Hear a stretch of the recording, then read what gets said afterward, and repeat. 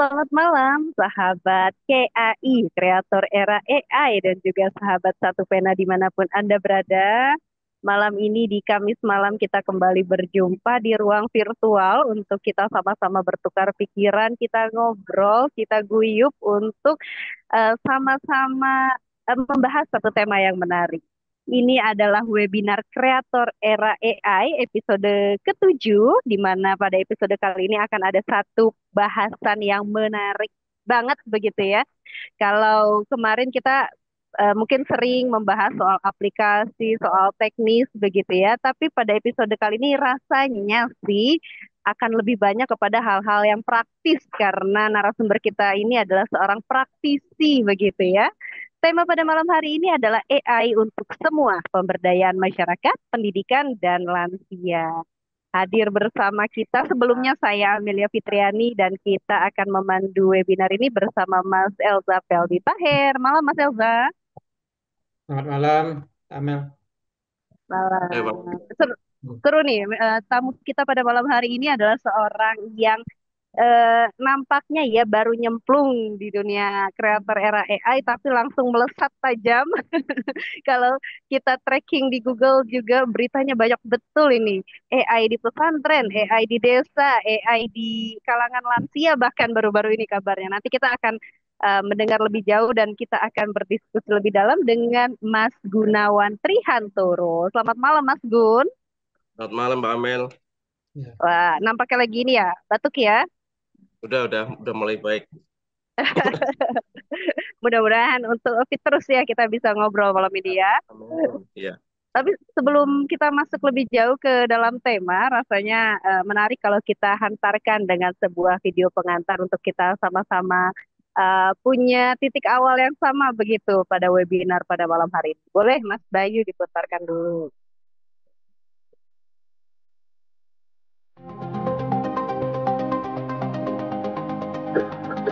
Di tengah kemajuan teknologi yang pesat, artificial intelligence dalam kurung AI telah menjadi alat luar biasa untuk meningkatkan kualitas hidup. Dengan kemampuan mengurangi kesenjangan sosial, memberikan solusi efisien, dan menciptakan inovasi, AI memiliki peran penting di berbagai bidang. Dalam memberdayakan masyarakat, AI mempermudah akses informasi, meningkatkan peluang ekonomi, dan mempercepat pembangunan sosial. Contohnya, Google Maps membantu pengemudi ojek online dengan rute terbaik, meningkatkan efisiensi kerja. Di bidang pendidikan, AI menawarkan pembelajaran personal melalui aplikasi seperti Duolingo yang menyesuaikan tingkat kesulitan dengan kemampuan pengguna. Teknologi ini juga membuka akses pendidikan lebih luas bagi semua kalangan. Bagi lansia, AI mendukung kehidupan mandiri dan aman. Jam tangan pintar berbasis AI, misalnya mampu mendeteksi detak jantung tidak normal dan mengirimkan peringatan ke tenaga medis. Asisten virtual juga membantu lansia dalam aktivitas harian dan interaksi sosial. AI bukan hanya teknologi, tetapi katalis perubahan sosial yang positif. Dengan kolaborasi lintas sektor dan regulasi bijak, AI dapat menciptakan masa depan inklusif yang lebih baik.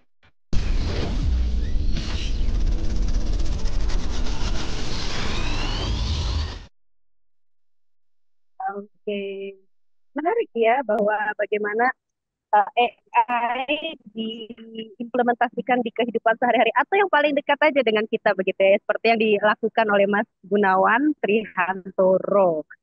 Ya. Kita bakalan ngobrol lebih jauh nih Mas Elza. Ya, mungkin langsung aja Mas Gunawan, Kita tapi akan tadi ngobrol kalau kita ya. lihat videonya, memang tidak ada pilihan lain bagi kita kecuali memanfaatkan AI ini untuk kepentingan kita sebagai kreator, karena dia sudah ada di dalam halaman rumah kita. Kalau tidak, kita akan ketinggalan. Dan Mas Gunawan ini mungkin salah satu contoh ya, orang yang dengan cepat memanfaatkan dan belajar tentang AI ini, dan kini dikenal sebagai salah satu pelopor AI di Indonesia. Silakan Mas Gunawan. Ya, baik. Terima kasih Bang Elza sama Mbak Amel yang telah fasilitasi kami untuk berbagi pengalaman yang terkait dengan bagaimana kita mengaplikasikan kecerdasan buatan di tiga ranah, baik itu di ranah masyarakat, di lingkungan pendidikan ataupun lansia ya. Nah, jadi di sini nanti kita akan lebih banyak berbincang tentang pengalaman atau empiris. Secara empiris kita bagaimana mengimplementasikan kecerdasan buatan di tiga ranah yang dimaksud. Secara apa namanya? Secara teoritis tentunya kita sudah bisa memahami ya tentang keberadaan AI. Pada prinsipnya AI telah menjadi satu inovasi bagi apa namanya? Teknologi yang berpengaruh di era digital saat ini. Nah, dari aspek pendidikan hingga lansia, itu AI menjadi satu peluang yang bisa menawarkan sesuatu yang apa namanya bisa membanggakan, meskipun dalam tanda petik juga kita harus waspada ketika AI diserap tanpa basis pengetahuan yang memadai, sehingga nanti justru akan terjadi kesalahan di dalam kita bagaimana menerapkan teknologi kecerdasan buatan di semua sektor. Salah satunya sektor masyarakat tadi. Nah, kalau kita bicara tentang AI untuk pemberdayaan masyarakat, sesungguhnya banyak akses untuk informasi dan layanan publik yang bisa dilakukan, seperti chatbot gitu ya, buat untuk asisten virtualnya. Juga untuk peningkatan kesetaraan itu mengenai bias dalam sebuah rekrutmen itu juga bisa dilakukan. Tapi dalam konteks pemberdayaan masyarakat yang pernah kita lakukan adalah bagaimana kecerdasan buatan tersebut bisa mengangkat satu potensi daerah, potensi desa khususnya itu dengan Dengan platform digital yang dibuat oleh para kreator desa. Sehingga beberapa waktu yang lalu ini sudah pernah kami sampaikan sebenarnya waktu di Zoom yang satu pena dengan Bang John itu kemarin itu, eh, dengan kecerdasan buatan banyak potensi-potensi desa yang tidak terungkap itu bisa diungkap dengan cepat saat ini. Gitu. Jadi apa? Bukan hanya hal administratif, justru yang terpenting adalah bagaimana hal administratif tersebut bisa mendorong pesat potensi daerah, potensi desa untuk dipublikasikan. Sehingga butuh di sini pelatihan-pelatihan mendasar, penggunaan dasar AI bagi masyarakat. Di antaranya adalah pengenalan teknologi ini kepada generasi muda, baik itu melalui Karang Taruna Desa ataupun pemuda-pemuda di desa yang dalam tanda petik belum terafiliasi dengan organisasi kepemudaan. Karena apa? Bagi kami menganggap AI itu teknologi kecerdasan buatan itu tidak dibatasi ruang dan waktu, bahkan kita buktikan kecerdasan buatan juga tidak dibatasi oleh usia. Itu, tidak dibatasi oleh usia. Selagi ada komponen mendasar yang dimiliki oleh manusia, maka kecerdasan buatan bisa diterima oleh semua kalangan. Kalau kita sering bercanda kemarin dengan teman-teman di penyuluh agama, kemarin kita baru saja terakhir memberikan pelatihan penggunaan dasar artificial intelligence ke Pokjaluh, kelompok kerja penyuluh agama Islam. Nah, itu kemarin. Itu ternyata apa? Ternyata sangat apresiatif. Karena apa? Karena keunggulan dari kecerdasan buatan itu bisa membantu kinerja kita dengan sangat cepat. Tadi saya ulang lagi bahwasanya tapi tetap membutuhkan kecerdasan intelektualitas kita, kecerdasan emosional kita sebelum kita menggunakan kecerdasan buatan tersebut gitu. Dalam konteks masyarakat kita sudah bisa membuktikan bahwasanya AI adalah kecerdasan yang tidak dibatasi ruang dan waktu dan tidak dibatasi oleh usia. Dalam candaan kami, syarat untuk menguasai teknologi ini adalah punya HP dan kuota itu ya. Karena syaratnya harus punya kuota itu. Nah, ada beberapa kendala di tengah masyarakat itu biasanya yang kita hadapi ada akses jaringan. Nah, ini juga akan menjadi tantangan tersendiri ketika kita mengembangkan kecerdasan buatan untuk memberdayakan masyarakat. Salah satunya adalah akses jaringan. Karena tidak semua wilayah bisa mendapatkan jaringan yang memadai ketika kita menggunakan aplikasi kecerdasan buatan ini. Dari berbagai aplikasi yang kita tawarkan, kita berikan kepada masyarakat, bagaimana kecerdasan buatan membantu secara administratif, juga membantu secara aplikatif tentang bagaimana mengangkat potensi desa gitu. Bahkan ada beberapa camat itu ketika kita diajak berdiskusi tentang bagaimana kecerdasan buatan dioptimalisasi dalam eh, apa namanya pengembangan masing-masing daerah kecamatan tersebut. Itu contoh yang paling menarik adalah ketika kita diajak bekerja sama untuk eh, membuat sebuah karya tentang mengangkat potensi tembakau di salah satu desa itu. Artinya apa? Kita harus melakukan observasi, ya, potensi apa yang menarik tentang tembakau, kita observasi dulu, baru kita mencari kecerdasan buatan apa yang bisa membantu petani tembakau untuk mengangkat apa namanya produk-produknya ke pemasaran yang lebih luas dan lebih cepat. Itu diantaranya semacam itu. Itu dalam aspek pemberdayaan masyarakat. Yang kedua juga kita mengajak kepada generasi muda, selain selain aktif menjadi sebuah konten kreator, yang terpenting adalah bagaimana kecerdasan buatan ini mengoptimalisasi generasi muda dalam hal eh, memberdayakan potensi dirinya sesuai dengan kapasitas keilmuan yang dimiliki. Karena kami melihat kecerdasan buatan ini tidak diukur oleh strata pendidikan. Jadi siapapun yang mau belajar dengan kecerdasan buatan ini, maka dia akan lebih unggul daripada yang lainnya dalam konteks teknologi, ya, dalam konteks teknologi. Terus yang selanjutnya, AI dalam bidang pendidikan, kita sudah ada 12 sekolah dari SD, SMP, SMA, dan SMK.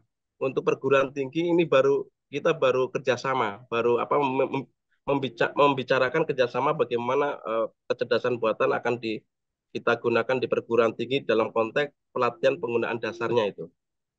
Dari hampir 13 sekolah, baik dari SD, SMP sampai dengan SMA dan SMK, itu semuanya itu mengapresiasi keberadaan ini. Karena apa? Eh, Sekolah yang kita menawarkan betul, kita menawarkan bagaimana sekolah berkolaborasi dengan kreator era AI Jawa Tengah gitu untuk optimalisasi pembelajaran di sekolah masing-masing. Maka kita kalau di SD kemarin ada pelatihan AI dan coding gitu ya. Kalau SMP, SMA, SMK lebih pada penggunaan AI-nya gitu. Itu mendapatkan apresiasi dan mereka merasakan betul manfaat dari kecerdasan buatan ini ketika eh, mereka mau adaptif dan mau belajar konsep dasar tentang kecerdasan buatan ini. Saya sering menyampaikan konsep dasar ini tentu akan menjadi bahan dialog kita nanti. Konsep dasar yang kami sampaikan adalah yang terkait dengan platform digital tadi. Kalau kita masuk ke ranah dunia media sosial, baik itu berupa Instagram, Facebook, TikTok, gitu ya, X dan sebagainya, maka ada 3 komponen dasar yang akan ditemukan. Yang pertama adalah seni, itu seni. Kita masuk Instagram, yang pertama kali dengarkan itu kebanyakan adalah musik gitu, itu musik. Terus yang kedua itu adalah visual, gambar, video atau gambar biasa itu yang kemudian dianimasikan dan sebagainya. Dan yang ketiga itu teks. Nah, kemarin juga kami sampaikan kalau kita bicara tentang budaya literasi baca, itu kalau melihat komponen tersebut, itu budaya bacanya di terakhir malah itu. Yang pertama hiburan dulu itu.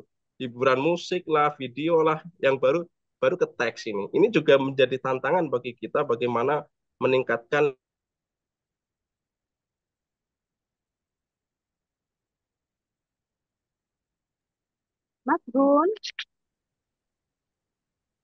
Mas Gun nampaknya jaringannya ini nih. Error ya. Ya, kalau tadi Wah, ini kalau apa syaratnya perangkat dan jaringan nih jaringannya error ya. Udah ya. Oke, silakan. Ya. Lanjut Mas Gun.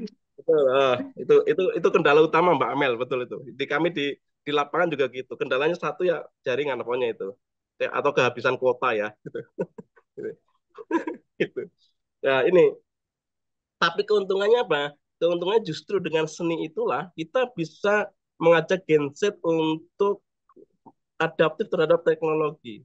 Nah, bahkan kita sering sampaikan kepada Bapak Ibu guru, eh, hati-hati nih kalau menghadapi Gen Z ini, karena eh, anak-anak kita dari rumah ke sekolah itu sudah dihibur dulu oleh dunia atau media sosial, sudah dihibur dulu. Tapi kalau begitu anak masuk ke sekolah, kok di sekolahan tidak menarik, ya tidak ada edukasi yang rekreatif, itu jangan salahkan anak, karena anak sudah berangkat sekolah sudah dihibur dulu. Nah, begitu sampai sekolah justru apa? Justru mendapatkan tantangan untuk seumpamanya gurunya yang kereng gitu kan ya, sudah tidak menarik dan sebagainya. Itu jangan menyalahkan anak. Artinya apa? Artinya lembaga pendidikan juga segera adaptif terhadap perkembangan teknologi, tentunya kita bersepakat tentunya tidak mengaburkan nilai-nilai daripada dunia pendidikan, nilai-nilai personal gitu kan. Itu yang prinsip. Nah, sehingga apa? Sehingga eh, pendekatan seni itu sangat penting dalam dunia pendidikan.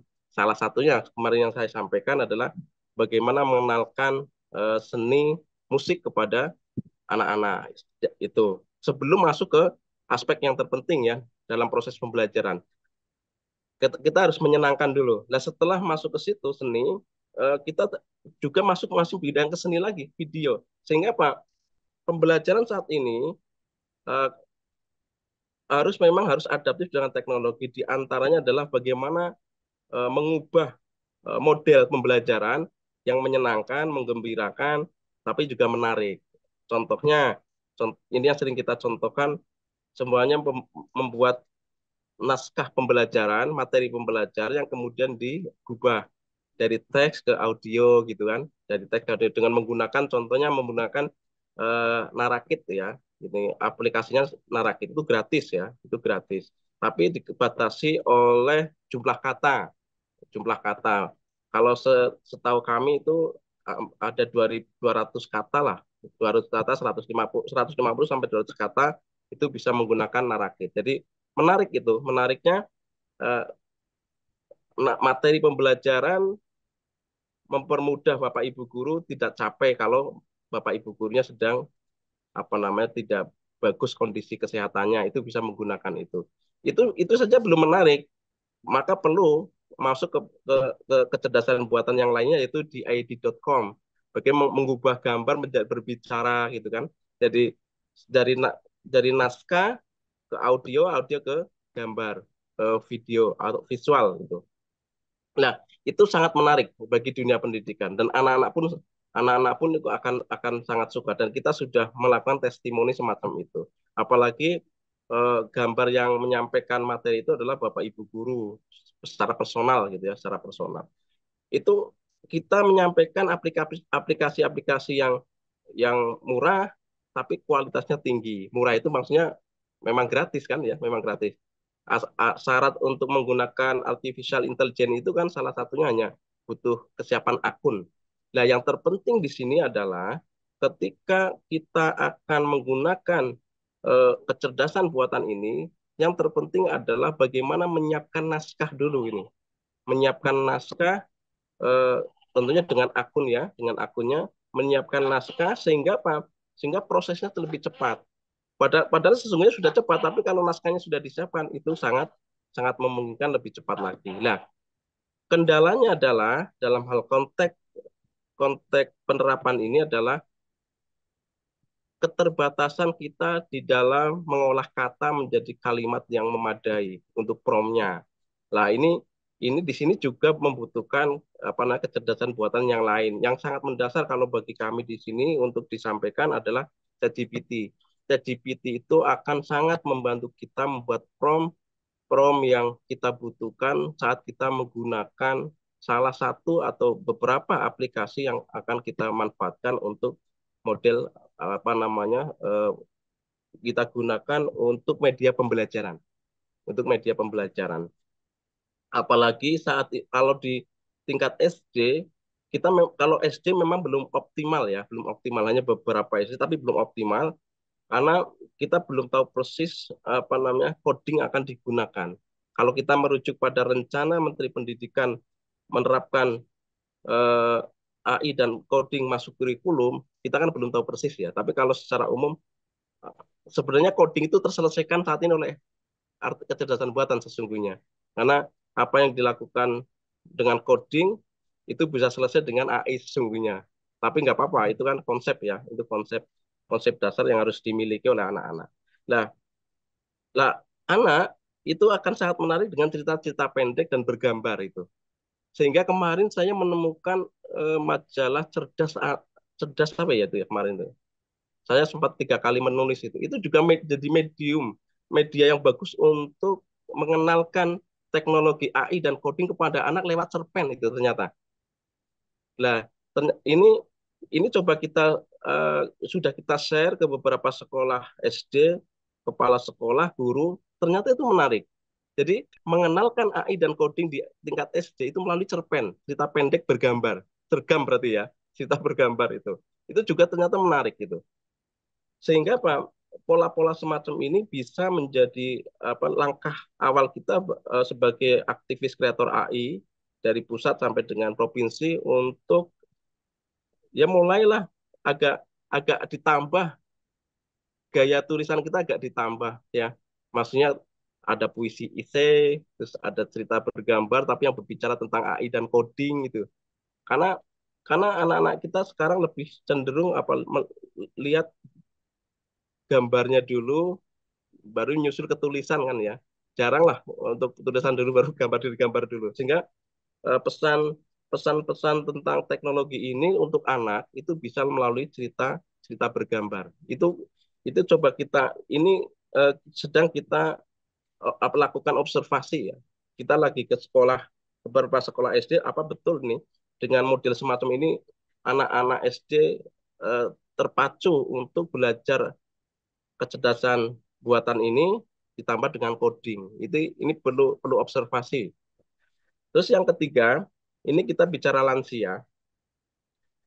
Lansia yang kami maksudkan kalau secara umum ya negara-negara maju sudah lah ya menerapkan tentang bagaimana teknologi kecerdasan buatan ini bisa meningkatkan kesejahteraan bagi kalangan lansia itu sudah tidak diragukan lagi ya seperti di Cina, Jepang gitu ya. Di Indonesia kita belum belum nampak begitu signifikan ya di Indonesia itu. Tapi setidaknya eh, kita kita bicara lansia di sini adalah bagaimana eh, mengenalkan bagaimana optimalisasi peran lansia. Lansia itu kan dan dalam tanda petik kan bisa dikatakan orang-orang yang kesepian ya, kesepian. Apa secara sosial tapi secara spiritual adalah orang yang tenang gitu, secara spiritual. Nah, pengalaman spiritual inilah yang bisa kita angkat oleh mereka dari mereka untuk menjadi sebuah karya. Sebuah karya. Ini yang kami maksudkan di lansia di sini sesungguhnya itu. Jadi kita kemarin kita bertemu dengan salah satu Ibu Suhartati, enggak tuh sudah hadir apa enggak ya itu. Kita justru terinspirasi dari Ibu Suhartati itu pengawas SMP ya, pengawas SMP yang kebetulan punya punya biro umroh, punya jamaah banyak dan jamaahnya kebanyakan itu lansia. Nah, kebanyakan lansia. Nah, begitu kita sharing, ternyata bisa loh ini kecerdasan buatan bisa apa? Bisa meningkatkan kesejahteraan dalam secara ekonomis ya dalam tanda petik itu ketika apa? Ketika ibu-ibu lansia yang jadi jamaah beliau itu untuk bercerita perjalanan spiritualnya baik saat haji, saat umroh untuk diceritakan. Kalau menulis kan tidak mungkin, ya, menulis tidak mungkin. Terus apa namanya mengetik sendiri juga tidak mungkin. Cukup bercerita saja.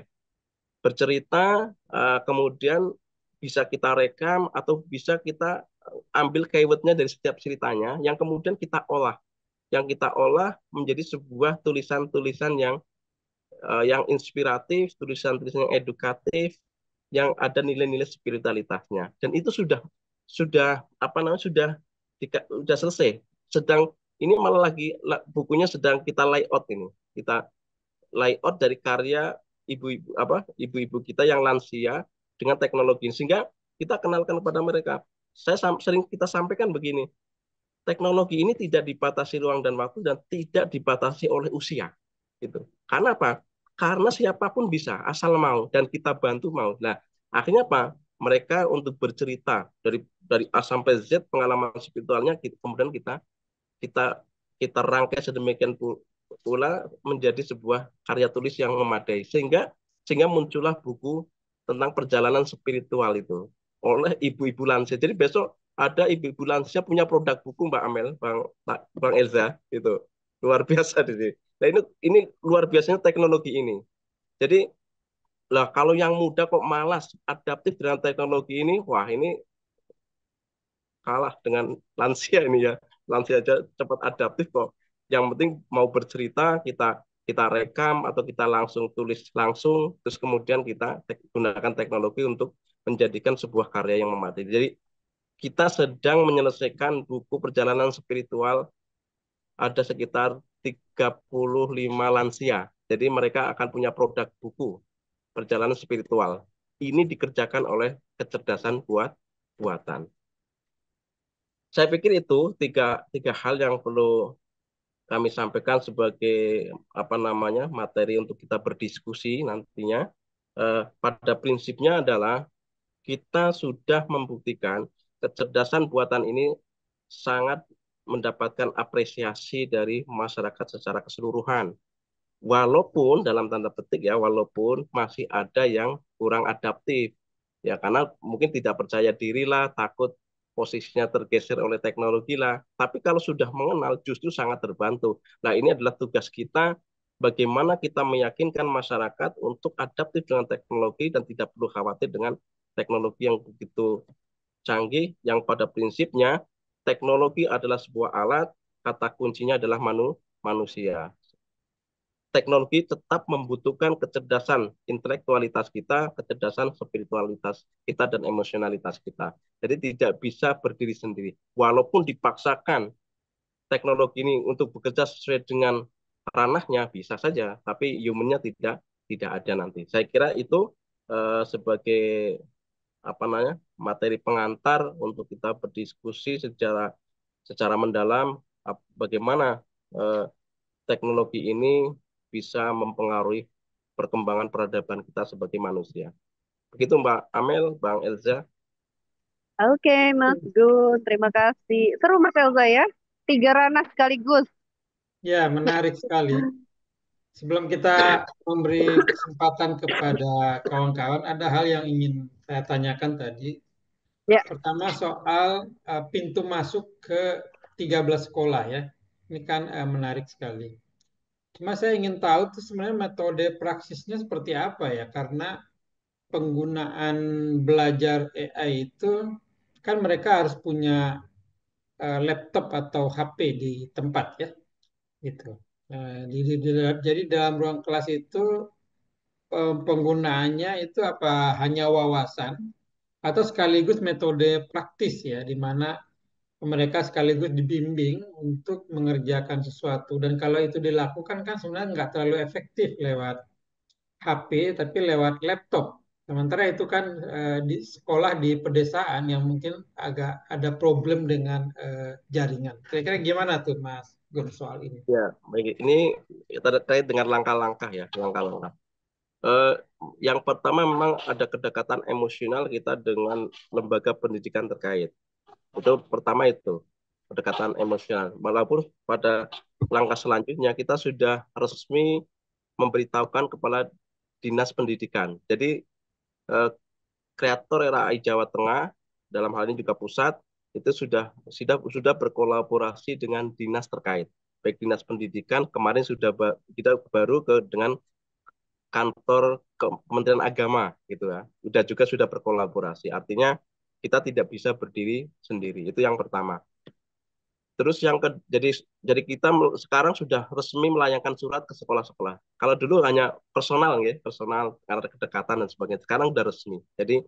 Jadi kita datang ke sekolah dengan resmi membawa KAI, ditembusannya langsung kepala dinas, dan kalau di Kemenak ya di Kemenak gitu. Itu kita sudah ke situ, sudah berkolaborasi dengan pemerintah. Terus yang kedua, eh, ada hal-hal yang bisa kita lakukan dengan teknologi, bisa dengan HP dan laptop, itu betul, memang betul. Dan persoalan kita di tengah di tengah pelatihan ini antaranya adalah akses jaringan. Jaringan itu sangat berpengaruh. Artinya ketika pemerintah menerapkan AI dan coding sebagai bagian dari kurikulum sistem pendidikan kita, maka yang pertama harus diperhatikan adalah akses jaringannya. Itu yang harus, artinya ini bisa menjadi masukan bagi bagi apa namanya, bagi pemerintah untuk bagaimana mempersiapkan sistem eh, operasionalnya nantinya gitu. Nah, sebagaimana yang di awal kami sampaikan, kita berpijak pada tiga komponen tadi. Ke sekolah itu ketika kita melakukan pelatihan praksisnya adalah kita masuk ke ranah seni dulu, ranah seni itu.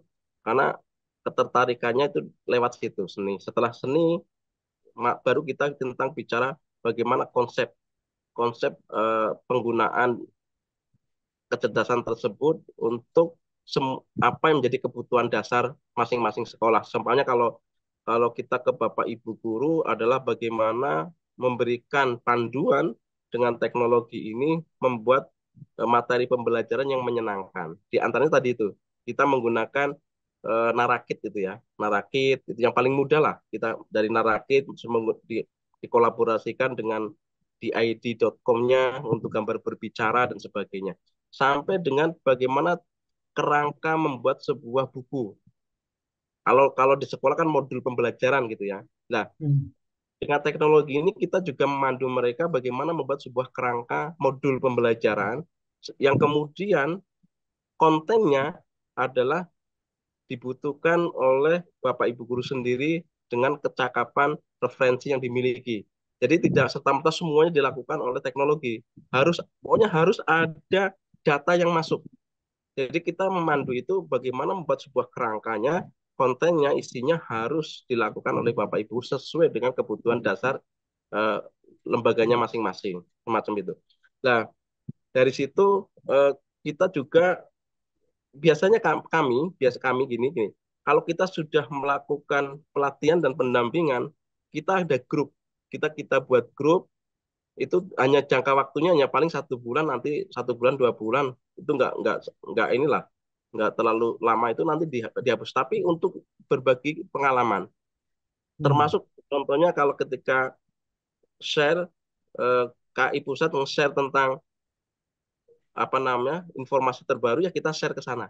Jadi mereka juga tetap adaptif dengan informasi-informasi dari pusat. Karena kita tidak ingin apa yang kita sampaikan itu parsial ya, tidak ada hierarkinya gitu dari pusat sampai ke sini, nggak ada. Karena ini konteksnya adalah global, tidak bisa berdiri sendiri, tidak bisa. Sehingga kami tuh ketika ada informasi dari provinsi, dari pusat, kita juga share ke grup yang kita bentuk setelah sekolah atau desa atau instansi lain yang kita berikan pelatihan dasar tentang penggunaan kecerdasan ini. Jadi langkah-langkahnya semacam itu. Jadi, sederhana sebenarnya, sangat sederhana untuk itu. Bahkan kami sedang membuat buku buku perjalanan ya, buku perjalanan dari sekolah pertama sampai saat ini kita sedang kumpulkan data-data itu. Harapannya adalah ini menjadi panduan bagi yang lainnya nanti. Jadi kita sedang buat berarti untuk hari ini saja kemarin berarti sudah 15 lembaga. Kalau dengan Pokjalu itu sudah 16 lembaga yang kita dampingi. Kita berikan pelatihan gitu, pelatihan. Nah, kita dalam hal pelatihan juga begini, harus dipahami oleh teman-teman juga. Kita tidak pernah menentukan tarif, Bang Elza, seikhlasnya itu ya, seikhlasnya. Karena teknologinya gratis semua. Apa yang harus kita jual dari teknologi itu nggak ada kan, gitu. Nggak ada gitu. Nah, karena semuanya bisa mengakses. Kita hanya butuh sumber daya manusianya, kita butuh ruang untuk belajarnya, dan kita butuh akses jaringannya. Asal mereka mau mengundang kita, itu kita diapresiasi, kita udah senang itu. Karena apa? Kita berbagi pengetahuan teknologi yang memadai dan akan membawa peradaban manusia lebih maju lagi. Jadi ada juga yang sentang-senting, wah ini dananya besar ini. Enggak. Kita enggak, karena kita sudah punya prinsip bahwasanya teknologi ini bisa diakses oleh semua. Hanya persoalannya adalah tidak semua bisa melakukan itu selama tidak melakukan pelatihan dan pendampingan. Itu prinsip kita di situ. Sehingga eh, dari 16 lembaga yang terakhir kemarin Pokjaluh itu semuanya seikhlasnya saja itu. Jadi kita tidak pernah masang tarif itu sama sekali. Itu Ya. contoh-contoh. Karena apalagi kalau kita bicara pemberdayaan lah ya, teknologi kan hanya hanya medium saja untuk mempererat kita, mempererat komunitas kreator dengan instansi-instansi pemerintah ataupun swasta. Saya kira itu Bang Elza. Ya, oke. Eh, Menarik menarik ya. Saya mau tanya yang lagi. Masih mau tanya ya. Kalau soal ikhlas itu kan bukan berarti nggak bayar ya. Karena kalau Betul, karena nggak dibayar ikhlasnya nggak ada. Jadi betul. aku saya nggak mau tanya soal itu. Eh, yang kedua tadi yang soal untuk lansia ya. Tadi tidak menggunakan perangkat HP karena dengan ini kan hanya bertutur aja. Jadi proses Betul. AI-nya di situ di mana tuh ya?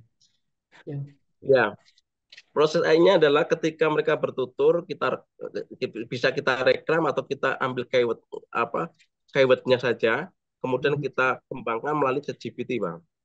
Dari Oh, oke. ChatGPT. Nah, Hmm. jadi sekarang ChatGPT kan lebih lebih kompleks sekali untuk penggunaannya dibanding 1 tahun yang lalu ya. Sekarang hampir semuanya bisa di situ. Dari rekaman, dari gambar dan sebagainya, mau diolah menjadi apa juga bisa sekarang. Nah, ini keuntungan kita dengan teknologi. Tentunya ya ini yang terpenting adalah sentuhan kemanusiaannya, humannya itu yang terpenting. Jadi kita tidak bisa menyarankan kepada mereka hanya sekedar gunakan ChatGPT untuk menulis, tidak bisa. Karena kita harus ada sentuhan kemanusiaannya. Humannya harus ada lah itu. Contohnya kalau tadi eh, lansia yang bertutur menyampaikan perjalanan spiritual itu lebih lebih otentik dan lebih lebih menyentuh dibanding kita hanya sekedar buatkan cerita perjalanan spiritual A itu bisa saja Hmm. ChatGPT mengerjakan itu tapi tidak ada sentuhan emosionalnya sama sekali. Tapi kita bertutur kemudian kita kita siapkan kerangkanya, kita masukkan dan kita olah, ternyata luar biasa. Kemarin ada beberapa tulisan yang sudah masuk ke kita karena kita membantu layoutnya, terus membantu desain covernya sampai dengan percetakannya itu ternyata luar biasa Bang. Insya Allah tidak menunggu sampai 1 bulan sudah selesai bukunya itu. Akan kita bagikan nanti. Ini akan menjadi kesaksian bagi lansia yang lainnya nanti bahwasanya mereka bisa berkarya punya produk hanya dengan bertutur gitu. Karena karyanya akan dibuat oleh teknologi yang ada, yang atas nanti pendampingan kita, arahan kita bagaimana menggunakan teknologi tersebut. Jadi sehingga saya semakin mantap bahwasanya teknologi tidak dibatasi lagi oleh usia itu. Dalam hal kesehatan pun udahlah, kita sudah banyak menyaksikan ya di negeri Cina, di Jepang, bagaimana AI bisa mendampingi lansia dari mau tidur sampai bangun tidur kan begitu. Tapi dalam konteks kekaryaan ini luar biasa. Jadi mereka cukup bertutur, nanti didukung dengan dokumentasi, foto-foto mereka. Nah, jadi nanti bukunya juga ada gambarnya gitu, ada gambarnya. Nah, agar akan lagi menarik, nanti gambarnya juga akan kita ubah menjadi gambar-gambar yang animasi gitu kan. Oh, Lansia tapi gambarnya animasi kan menarik untuk yang generasi mudanya itu kan, untuk membaca itu. Saya kira itu Bang, saya kira. Jadi menarik langkah-langkahnya ya semakin Amel. yang saya suka dari Mas Gunawan ini selalu membuatnya itu sederhana, begitu. Dari apa yang ada. Artinya handphone biasa, Mas Gun tidak menyebut handphone yang canggih, begitu ya, handphone yang biasa, semuanya bisa. Tidak perlu kita muluk-muluk membuat aplikasi segala macam, kita gunakan yang ada, tapi memanfaatkannya menjadi maksimal. Begitu. Aku suka banget sama caranya Mas Gun. Oke, ya kita teman. membuka pertanyaan Mas Gun dari teman-teman di ruang virtual ini. Kalau ada yang mau bertanya, mau bertukar pikiran atau mau memberikan apa Berikan pengalaman masukan. juga, boleh raise hand, boleh tulis di kolom komentar. Saya Ya, langsung ke yang pertama dulu, Mas Elza, Saya lihat di sini permisi ya ada ke ini Pak Pak. Paulus ya. ya. Pak Amel, Ya, di sini ya. kayaknya ada Pak Zainal. Pak Zainal itu kepala SMK Muda, sekolah yang pertama kemarin Oh, oke. diberikan. Oke. Nah, mungkin bisa memberikan tambahan itu Pak Zainal, monggo. Hanya Boleh saya ke Pak Zainal sebelum ke Pak Paulus ya. Pak Zainal boleh berbagi cerita ini. Hadirkah di sini? Yang manakah? Pak Zainal Boleh ada Mas nggak? Bayu. Mas Bayu di Astu Aniut. Saya tadi Pak lihat ada beliau. Zainal. Coba ya kita lihat ada nih. Pak Pak Zainal Zainal Arifin. Arifin. Ya, Pak Zainal Arifin saya sudah minta Astu Aniut. Atau mungkin sedang tidak standby di depan kamera ya. Oh ya mungkin, oh ya ya ya. Ya, Mungkin mungkin masih. Ya. silakan Pak Paulus dulu aja. Ya. Pak Paulus, boleh Pak Paulus. Apa kabar? Iya, Pak Elsa, saya Ya. ini lagi kuliah. Jadi ada satu di sebelah saya lagi off cam karena uh, kalau setiap hari Kamis maka mohon maaf saya tidak akan hadir. Kebetulan ini Patri, ya saya lihat di flyer dan ini sebenarnya saya mau sharing saja. Uh, Patri sudah sampai Papua mengajar. Oh, Ya. Jadi tadi saya di chat itu saya bilang ini manusia yang belonging for the poor, ya, tidak pernah menaruh tarif, tidak dibayar pun dia kerja ini belum mati sudah masuk surga ini kata orang. Ya, Saya ajar artinya ya Pak bahwa Paulus. mohon maaf itu Patri. Dan kenapa saya suara anak negeri setiap kali eh, apapun hasil karya dari mereka di kampung, guru-guru yang begitu semangatnya belajar, hasil karyanya diupload oleh Suara Anak Negeri. Itu fungsi daripada media ini bahwa dia bukan cari orang-orang hebat untuk promosi mereka, tidak. Yang di kampung yang terpencil punya karya apapun mereka, dan Suara Anak Negeri akan upload itu sebagai karya anak negeri ini. Dan saya katakan, sampai orang buta pun kau ajar, saya akan upload dia dan dunia ini tahu karya-karyamu yang hebat untuk bangsa ini. Dan saya sekarang sudah bisa karang lagu dengan mau ritme apa saja saya bisa karena diajari Pak Gun begitu. Teman-teman guru dari Jawa Tengah bisa ajar kami di Papua. Tapi Pak Elsa dan Mbak Ame belum ajar saya ini persoalannya. Nah, jadi terima kasih Mas Gun. Sekarang saya angkat menjadi koordinator liputan Jawa Tengah. Sebenarnya tujuannya apa? Supaya mengangkat orang-orang kecil. Saya tidak akan muat itu orang-orang besar di media. Tidak ada. Orang-orang kecil yang saya harus promosikan mereka. Guru-guru yang kerja luar biasa. Ya, mereka yang di desa yang bisa menulis potensi apa saja di desa dengan sederhana. Silahkan kirim, pasti saya muat. Dan terima kasih Pak Gun, itulah fungsi media Suara Anak Negeri. Apa saja potensi manusia Indonesia di negeri ini yang terpinggirkan, kirim, pasti saya muat dia. Dan sekedar input buat satu pena. Satu pena ini pemikir-pemikirnya profesor doktor semua yang hebat-hebat. Ya, mulai turunlah ke mereka yang terpinggirkan. Mereka yang tak berdaya, supaya mereka juga diangkat ke permukaan sebagai anak bangsa untuk menikmati kemerdekaan ini. Mungkin itu sedikit sharing saya. Saya akan undang Mas Gun ke Papua dalam waktu tahun baru ini. eh, Oh, saya tadi siang saya telepon Ibu Dirjen GTK. Saya telepon dia, Bu Dirjen, you datang ke Papua. Tapi yang datang itu adalah Mas Gun yang datang dampingi dia. Untuk ajar kami di Papua, di kampung-kampung juga untuk mengerti. Dia kan bilang itu tiketnya sudah masuk surga, jadi tidak dibayar juga enggak apa-apa. Yang penting ada tiket pesawat, gitu. Iya, Gampang. jadi ini saya sudah bisa karang lagu dengan Ya, mau jazz, mau apa saja modelnya. Itu bisa sekarang karena teman-teman guru-guru di Jawa Tengah itu ikut ajar saya yang buta huruf di kampung-kampung di Papua ini. Dan sekarang saya sudah bisa.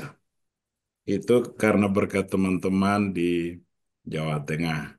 Dan sekali lagi mohon maaf Pak Elsa, Bu Ame, Pak Jomenif, Nofri, eh, sudah berapa bulan ini saya absen karena memang hari Kamis, Senin sampai Rabu, Kamis, Jumat free. Kalau Jumat saya bisa hadir, tapi kalau Kamis ya mohon maaf saya full kuliah.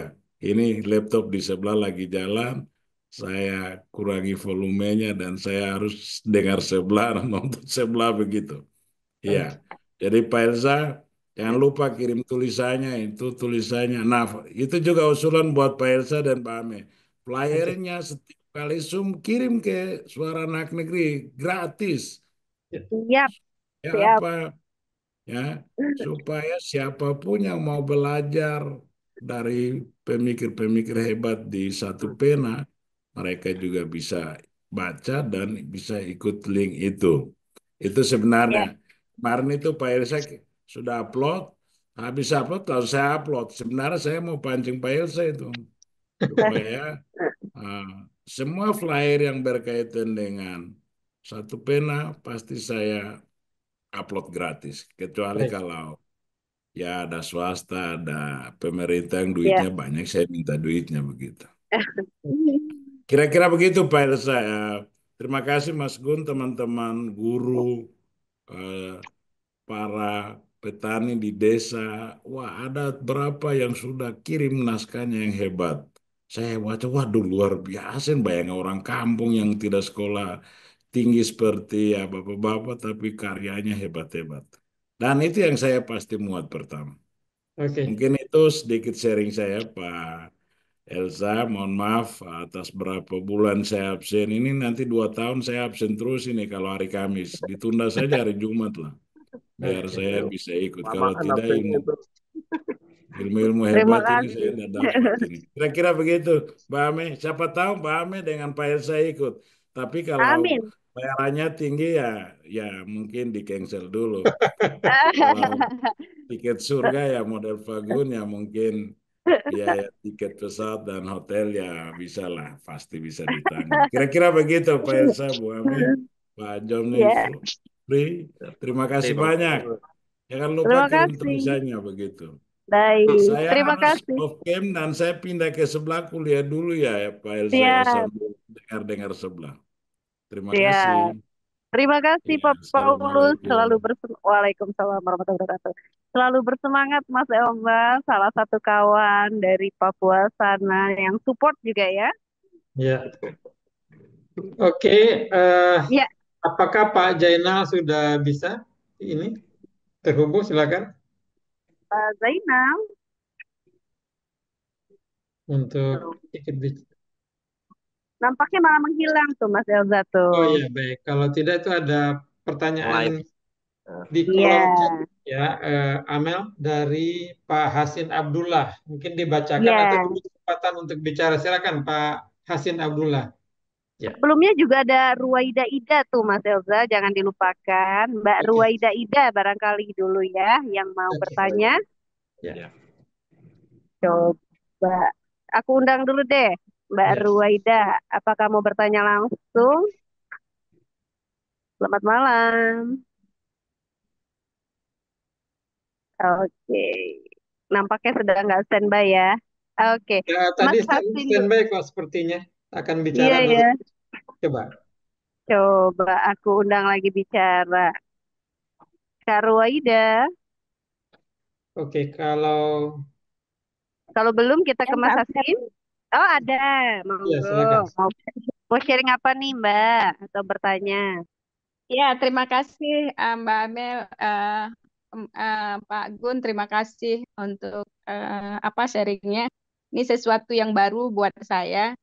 Eh, Tentu saya selain di sekolah ada kerja bersama kawan-kawan gerakan CSO. Nah, kami biasa kan dalam kerja-kerja programatik itu di akhir program selalu ada cerita-cerita perubahan kayak gitu yang terjadi di masyarakat apa target program kami.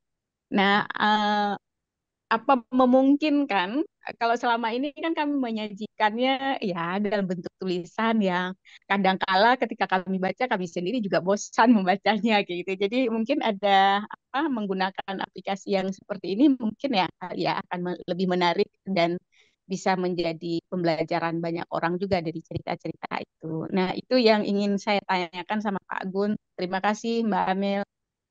Ya, Mbak Ida. Ya, silakan. Ya, Untuk Ya, dijawab. Ya. ya terima kasih pertanyaan Mbak Ida. Justru pada prinsipnya memang kita memberikan sesuatu yang dibutuhkan itu ya. Jadi bukan memberikan sesuatu yang kita inginkan. Itu prinsip dasar yang sering kita sampaikan.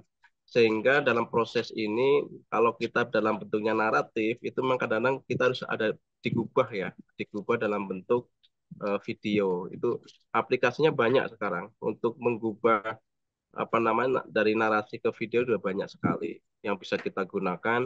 Apalagi kalau Mbak Ida rajin melihat Instagram itu ya, itu banyak teknologi kecerdasan buatan yang terbarukan saat ini. Hampir setiap hari itu ada saja yang baru untuk bisa kita olah menjadi sebuah karya itu banyak sekali. Nah, sehingga hal-hal yang sifatnya naratif itu bisa disajikan dalam yang menyenangkan dalam bentuk video. Dan sekarang itu bisa kok. Dengan ChatGPT aja sekarang sudah bisa. Umpamanya kita membuat ilustrasi, kita bercerita tentang apa namanya cerpen lah. Seandainya kita contoh aja cerpen gitu ya. Cerpen itu kalau dibaca biasa kan ya sudah biasa cerpen kayak gitu kan gitu. Tapi begitu kita tambah ilustrasi, gambar ilustrasi dari cerpen tersebut, itu juga akan menambah daya tarik orang untuk membaca cerpen kita, di antaranya kita. Apalagi kalau disuguhi dengan, kalau untuk anak-anak disuguhi dengan apa namanya video-video animasi tersebut juga bisa. Sekarang sudah ada banyak teknologinya lah.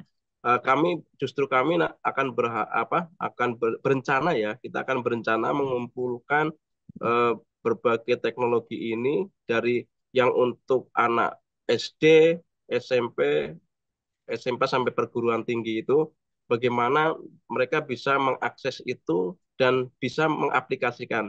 Nah, kita akan apa namanya kita akan jaring teknologinya yang paling termudah dan semuanya bisa akses. Kita sedang mengumpulkan itu. Jadi setidaknya sudah ada 10 Bang Elza, Mbak Amel, kita mengumpulkan apa namanya teknologi itu. Yang harapannya nanti kita akan jadi buat buku kecil panduan penggunaan dasar teknologi ini. Kita akan buat. Kita sudah mengumumkan 10 yang kita anggap mudah untuk dilakukan oleh siapapun. Nanti kita himpun dan kita bukukan semacam itu dengan langkah-langkahnya. Kita sedang membuat itu. Nanti mudah-mudahan kita target memang Januari ya, target Januari itu. Dan Januari sudah terselesaikan buku panduan penggunaan AI. Ya, baik. Oke, selanjutnya Pak Hasin Abdullah, silakan bicara.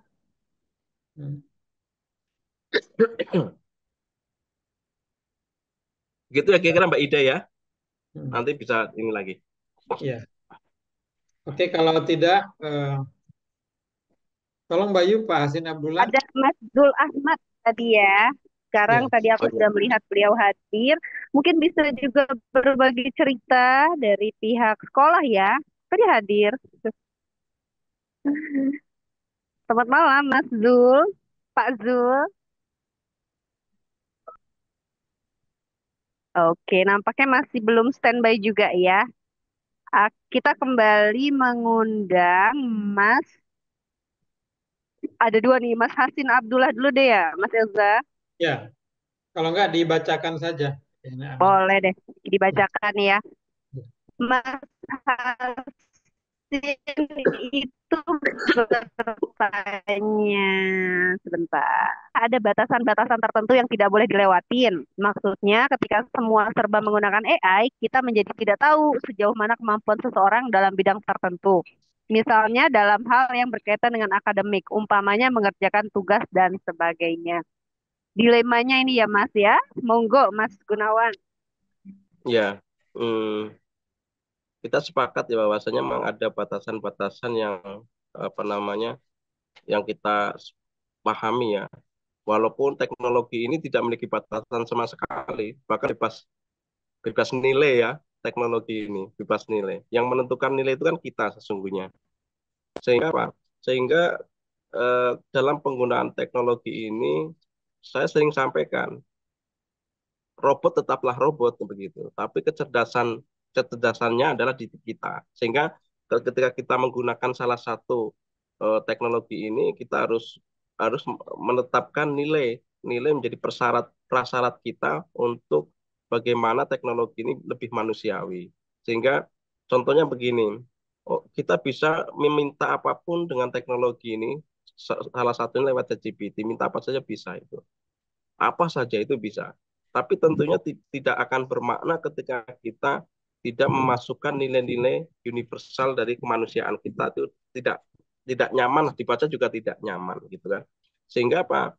Sehingga dalam konteks ini batasan-batasannya adalah kecerdasan intelektualitas kita sesungguhnya itu. Karena contohnya gini, kita prom kalau kita tidak memiliki rujukan atau referensi yang memadai juga susah itu membuat prom. Kira-kira begitu kan ya Pak Amel ya? Gitu. Sehingga dan kita juga harus jujur bahwa kita tidak memiliki kapasitas kebahasaan yang memadai dalam mengolah kata menjadi kalimat yang bagus disusun menjadi paragraf yang indah itu kan sangat sangat rendah lah kalau kita bicara itu. Nah, salah satunya teknologi ini yang membantu kita. Tapi apa? Data basicnya itu dari kita. Sehingga apa? Sehingga ketika kita menyampaikan data-data yang harus diolah oleh teknologi ini, maka itu akan menjadi lebih bermakna gitu. Itu sekitar batasan-batasan itu. Kalau kita tentang batasan regulatif, ya tentunya kita kan belum ada regulasinya kan ya. Artinya saya sering sampaikan, selagi belum ada regulasinya nih, buat karya sebanyak-banyaknya melalui bantuan teknologi ini. Sebelum ada regulasinya itu. Nanti kalau sudah ada regulasinya, repot lagi kan. Gitu. Artinya apa? Pemanfaatan teknologi ini adalah bebas nilai sesungguhnya, dan yang membuat penilaian adalah manusia itu sendiri. Jadi kalau kita bicara batasan, batasan yang mana? Batasan administratif atau batasan pada nilai-nilai universal kan gitu. Saya kira itu Mbak Amel. Ya, menarik. Oke, saya ingin tanya lagi soal di sekolah tadi ya. Itu kan dalam proses eh, pengajarannya mungkin masih menggunakan ChatGPT yang belum berbayar ya. Iya, belum berbayar. Apakah itu bisa menghasilkan sesuatu yang maksimal ketimbang ChatGPT yang berbayar? Karena kalau berbayar itu kan apalagi agak di pedesaan itu kan agak berat tuh. Kira-kira gimana tuh Mas Ben? Ya, kita kita banyak menyampaikan tentang aplikasi atau teknologi yang tidak berbayar, gratis ya, gratis. Memang kendalanya satu di batasan, biasanya kalau di batasan kata, terus di batasan jumlah penggunaan itu. Tapi itu tidak mengurangi semangat kita, semangat mereka untuk berkarya. Artinya apa yang bisa kita kita olah dengan teknologi yang tidak berbayar ini, itu mereka tetap bisa kok. Yang penting apa? Sering saya sarankan siapkan naskah apa yang akan kita siapkan dulu naskahnya dulu. Harus jelas naskahnya. Karena kalau tidak, itu ketika kita sudah membuka teknologi ini mau ngapain bingung juga ternyata itu. Memang harus pertama langkah-langkahnya harus siapkan naskah dulu. Seandainya itu hubungannya dengan materi pembelajaran, maka siapkan naskah materi pembelajarannya apa. Setelah itu barulah kita bicara bagaimana mengolah naskah tersebut menjadi sebuah karya dan pembelajaran dengan teknologi yang kita inginkan. Yang paling sering sering dipakai adalah ini apa namanya eh, dari naskah ke video itu yang sering dipakai karena memang itu menarik. Nah, dan coba tapi sekarang kita lagi observasi yang terkait dengan masalah cerpen tadi. mengenalkan AI dan coding kepada anak lewat cerpen itu Bang. Ini yang sedang kita kita lakukan, kita observasi itu. Sehingga sehingga apa nanti anak-anak seandainya dituntut untuk belajar coding nantinya, mereka sudah punya gambaran dari cerita-cerita pendek itu. Itu. Sehingga lah harapannya dengan cerita-cerita pendek yang bergambar tadi itu anak-anak nanti lebih paham. Kita harus mengakui lah apa namanya tidak semua anak-anak kita eh, tertarik dengan coding ya, tertarik dengan coding. Anak itu sudah agak bergeser lah, nggak tahu kalau dengan anak-anak Cina ya, kemudian anak Cina. Tapi anak-anak kita kita tantangannya luar biasa ke depannya itu. Nah ini harus harus pandai-pandai, terutama kita berharap ini teman-teman kreator baik pusat maupun di provinsi-provinsi sudah mulai masuk ke ranah anak ini. Bukannya Gen Z, anak yang terpenting justru anak ini karena anak sudah bersentuhan dengan teknologi tapi bukan pada bagaimana memanfaatkan teknologi. Yang penting hiburan saja, lihat film animasi gitu kan, lihat tontonan-tontonan yang justru yang dilihat oleh Gen Z sekarang ditonton oleh anak kan gitu. Nah ini jadi tantangan sehingga saya juga mulai banyak menulis tentang itu, tentang cerita bergambar yang berbicara tentang AI dan coding tapi lewat cerita pendek gitu. Ini masih observasi ya Bang ya, masih observasi. Jadi eh, yang mendasar adalah kita harus tahu persis apa yang dibutuhkan masing-masing sekolah. Karena dari beberapa lembaga puluhan lembaga yang kita masuk itu tuh kebutuhannya beda-beda, Bang. Walaupun sama-sama lembaga pendidikan, tapi kebutuhannya beda-beda. Itu hubungannya dengan karakteristik masalahnya, dengan karakteristik itu. Tapi yang saya kagum itu salah satu SD, Bang. Salah satu SD Negeri Semanggi namanya itu, satu atap dengan SMP 4, itu sekolahnya di tengah hutan itu. Di tengah-tengah hutan sekolahannya itu. Untuk menjangkau juga jalannya luar biasa, tapi apa semangatnya luar biasa, semangatnya luar biasa dan adaptif terhadap teknologi. Dan yang luar biasanya lagi adalah bukan hanya adaptif, tapi mengajarkan kesantunan anak-anak sejak dini dari SD sampai ke SMP. Sehingga ketika kita masuk ke sana, kita akan disambut oleh anak-anak yang santun-santun. Sopan santunnya luar biasa. Padahal apa itu sekolah di tengah hutan. Artinya apa? Teknologi ini itu betul-betul tidak dibatasi oleh ruang dan waktu, tapi sangat ditentukan oleh seberapa adaptifnya lembaga pendidikan tersebut, terutama SDM-nya itu. Ini satu contoh saja, satu contoh. Sehingga kemarin SD Semanggi itu menjadi prioritas bagi kami untuk masuk ke sana, Bang. Karena luar biasa perjalanannya juga luar biasa ke sana juga jalannya yang belum beraspal, belum hot mix, batu pating itu kalau hujan luar biasa licinnya itu. Tapi apa? Semangat dan adaptifnya dengan teknologi yang kita apresiasi itu. Dan mereka juga sudah mencipta buku ya, mencipta karya buku. Ini juga sedang kita bantu layoutnya untuk diterbitkan. Jadi semua lembaga yang kita masuki, kita berharap ada tinggalan sejarah dalam bentuk karya buku, Bang. Jadi tidak hampir semuanya punya karya buku, Bang. Setelah kita masuk ke sana, karena harus ada bukti sejarahnya konkret macam itu. Saya kira itu, Bang. Iya, bisa nggak sih kita melihat praksisnya ya, eh, metodenya ketika memberikan pelatihan kepada anak SD atau SMP itu? Mungkin ya nanti Mas Gun di sini. Boleh, Anggap siap. saja kami-kami ini murid SD-nya atau SMP-nya gitu. Oke, tapi oke, setelah ini aja mungkin ini ada John Minofri ya yang resen. Siap, Silakan John. siap, Setelah ini. siap, siap. Mas Halo, Gun, Bang John. Ya, Bang John. ya, terima kasih Amel. Terima kasih Pak Paulus tadi mention nama saya udah. Saya ada beberapa pertanyaan. Pertama tentang AI buat lansia, manusia berlanjut usia itu.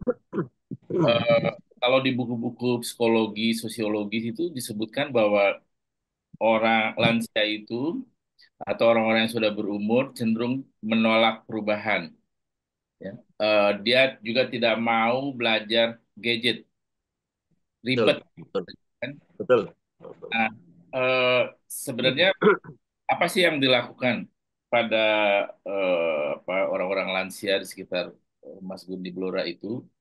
Apakah memang dia menggunakan AI atau dia dijadikan apa ya yang bekerja sebenarnya orang lain bukan lansia itu gitu.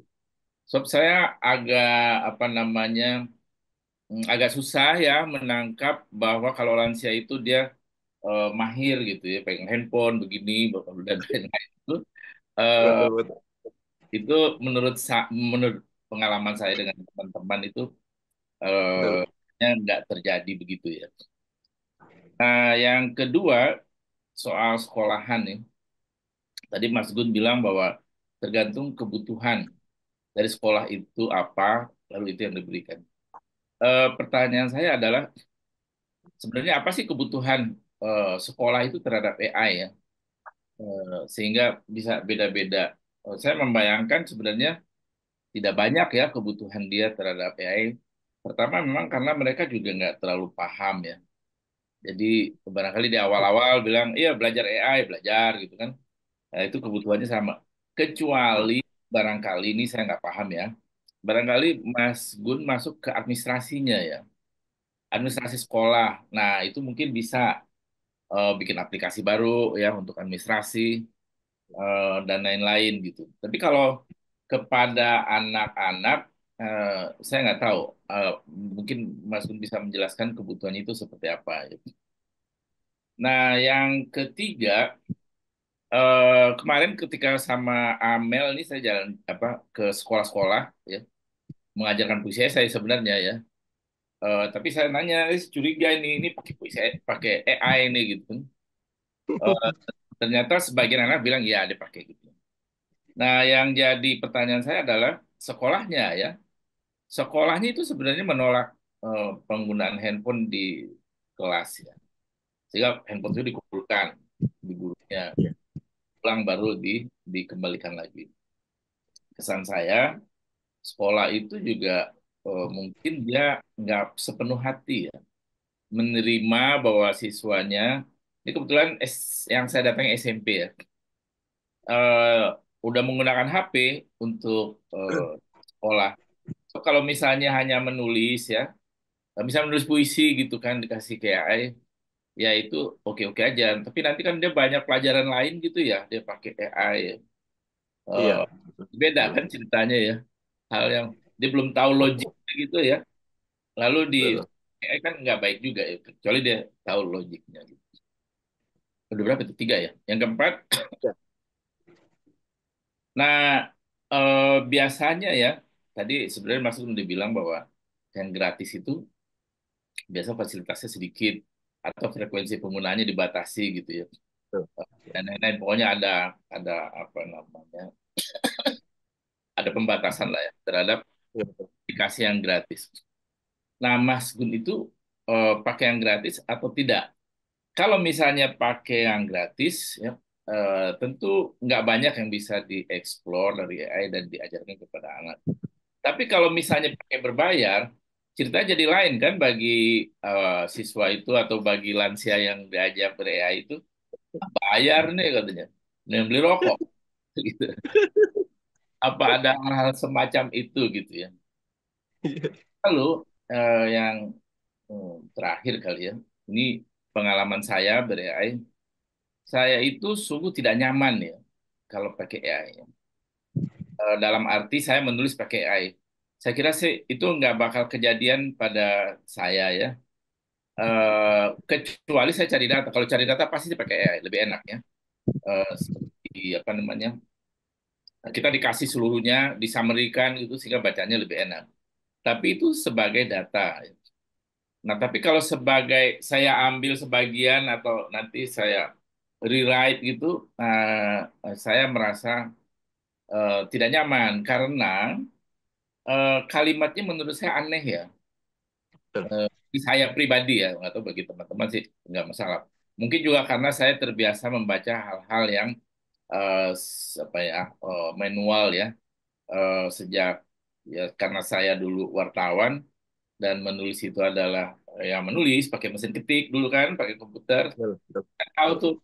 Jadi saya bisa membedakan ini tulisan Mas Gun misalnya, ini tulisan Amel, ini tulisan Elza tanpa saya membaca nama di atasnya. Nah, dengan AI, saya bisa juga, cuma pembagiannya tinggal dua tuh. Ini AI atau bukan gitu kan? Gitu. Betul. Jadi saya nggak bisa lagi, kalau AI, apa namanya, nggak asik dibacanya gitu ya. Nah, Iya. ada yang kurang gitu. Begitu, Mas. Saya Ya, kira dulu satu lagi saya lupa sebenarnya. Oke, makasih.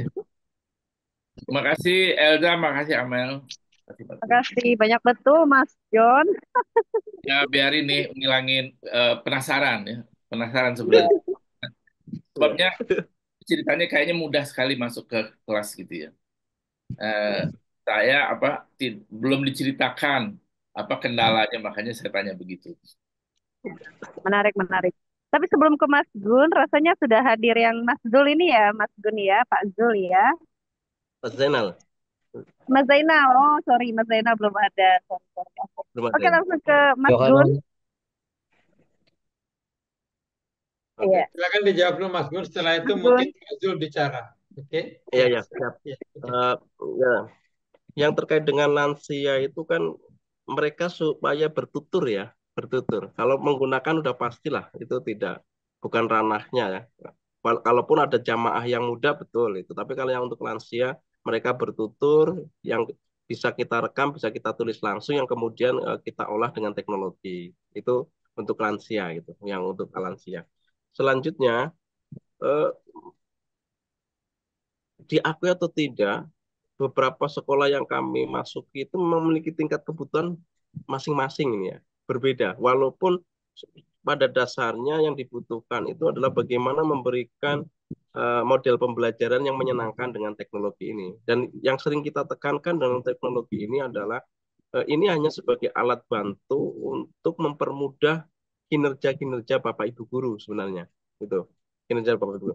Kita belum sampai bagaimana melakukan pelatihan penggunaan teknologi untuk administrasi karena ada kode etik sendiri ternyata di sekolah gitu ya kecuali kecuali kalau memang sekolah meminta kita pelatihan khusus untuk pengelolaan administrasi dengan yang canggih gitu dengan teknologi ini. Tapi sementara belum itu. Kita kita juga menghormati, kita tidak bisa serta-merta menawarkan itu walaupun kita jadi berharap semacam itu bisa.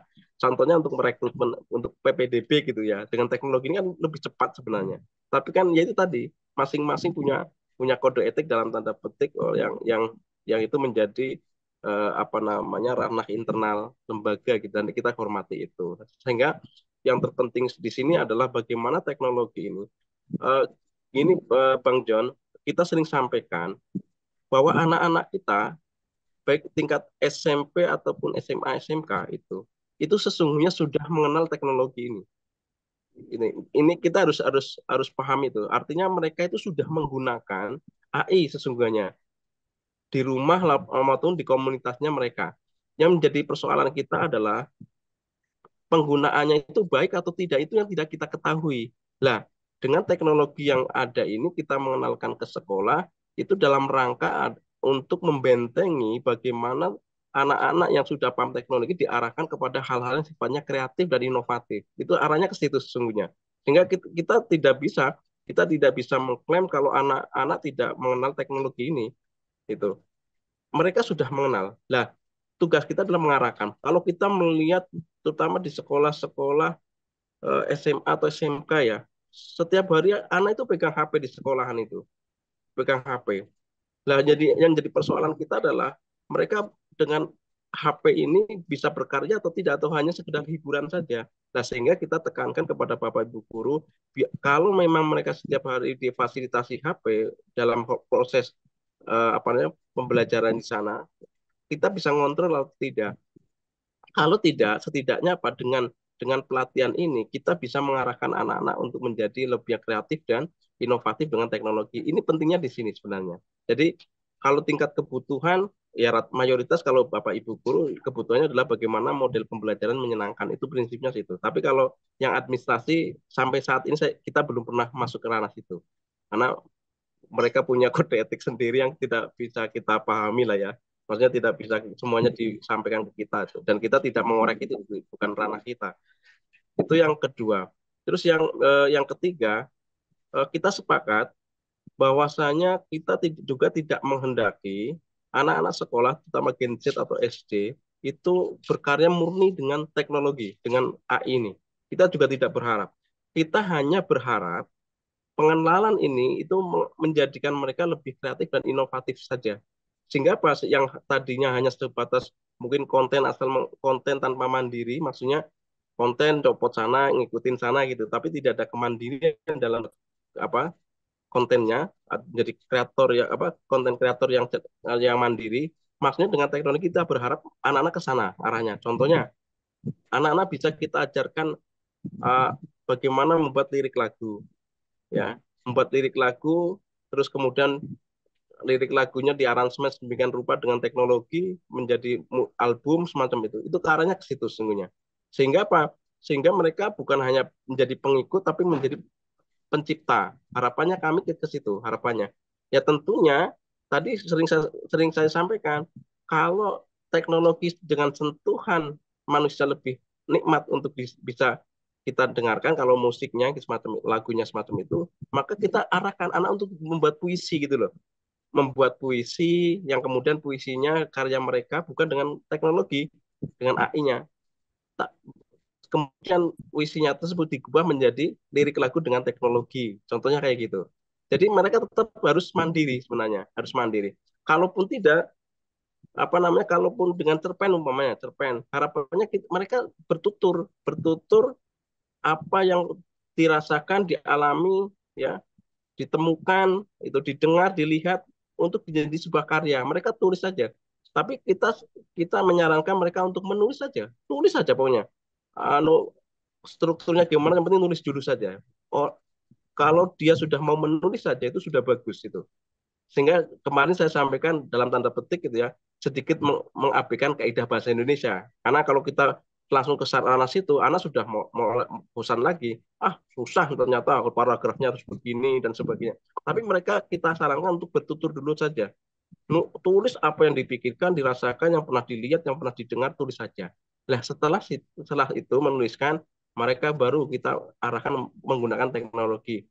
Umpamanya tulisannya tadi di copy ke ChatGPT, terus kita prompt ChatGPT untuk jadikan apa cerita ini menjadi cerita pendek umpamanya. Itu kan lebih hidup gitu. Daripada mereka langsung tolong dong buatkan cerpen dengan judul ini, bisa saja itu, tapi tidak, sentuhan humannya tidak ada, sentuhan kemanusiaannya nggak ada. Nah, sehingga konsep ini menurut kami itu lebih efektif gitu, lebih efektif. Kalau Mas kita Gun, tidak bisa. bisa nggak sekalian praksisnya ya? Terus pada bagian mana Mas Gun melakukan intervensi ya? Apakah itu misalnya contoh kepada lansia atau kepada SMK? Kira-kira ya, ya. Metodenya. Saya pengen Ya, praksis gimana Pak? praksis itu ya bayangkan saja di sini misalnya ketika Oh, mengajarkan kepada anak-anak SMK itu atau kepada lansia itu. Ya, saya ingin Maksudnya apa, dipraktekkan, maksudnya. dipraktekkan ya. oke, Dipraktekkan. oke. Ya. Sebenarnya saya sudah siapkan ini ya Bang, apa Hmm. PPT, cuman nih laptopnya nggak support, yang support lagi dipakai tes sama istri ini. Oh, oke. Udah tersiapkan sebenarnya, iya itu. Oh, oke. Oke. Kendala teknologi ya. Gimana?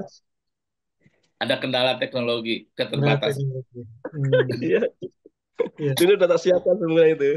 Semua Oke. konsepnya sudah kan, foto-fotonya. Jadi Ya. prinsipnya gini Bang. Jadi ketika kita di ruangan, ya, kita pertama kita menjelaskan apa itu teknologi ini. Terus yang kedua, keuntungan dan kerugian dengan teknologi yang ada. Terus masa Hmm. depan kita dengan teknologi ini apa gitu kan. Nah, Hmm. nanti tingkat kebutuhan tingkat kebutuhan dasar yang diinginkan apa, maka kita menyesuaikan. Contohnya begini. Contohnya eh, di sekolah itu kan ada namanya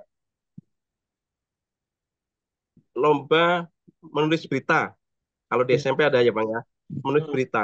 Nah, kita juga masuk ke situ. Jadi, oh ternyata ada sekolah contoh, Mas Gun tolong dong, kalau besok ada lomba membuat berita, bagaimana cara menulis berita yang baik dan benar. Hmm. Tapi karena waktunya singkat, maka kita membantu dengan membuat kerangka berita. Sehingga kita begitu, anak-anak silakan coba buka ChatGPT, terus prompt, perintahkan saja ChatGPT buatkan kerangka berita tentang ini. Dan nanti bagaimana penulisannya? Penulisannya itu nanti disesuaikan dengan tingkat kebutuhan media. Umpamanya setidaknya ada dua tiga narasumber umpamanya. Kalau tadi yang paling contoh paling mudah kayak gini Bang. Ketika kita membuka acara ini kan ada sambutan dari kepala sekolah nih. Ada kepala Ya, sekolah, terus ya, ada kalau kepala dinas yang hadir ada sambutan kepala dinas. Nah, kegiatannya apa? Anak-anak suruh membuat berita dari kegiatan itu. Dimulai dengan apa? Melihat flyer Bang atau backdrop. Dan ya, backdropnya apa? Nah, backdropnya apa? Tulis itu. Tulis backdropnya, kemudian perintahkan ChatGPT untuk buat berita dari kerangka backdrop di atas itu. Langsung, menurut. Nah, itu kan belum selesai nih. Nah, sekarang anak-anak diperintahkan apa yang disampaikan oleh kepala sekolah dalam sambutannya. Yang dipentingkan itu bukan semua keseluruhan sambutannya, tapi kata kunci dari sambutan tersebut. Gitu. Kata kuncinya apa? Oh, ada 3 poin.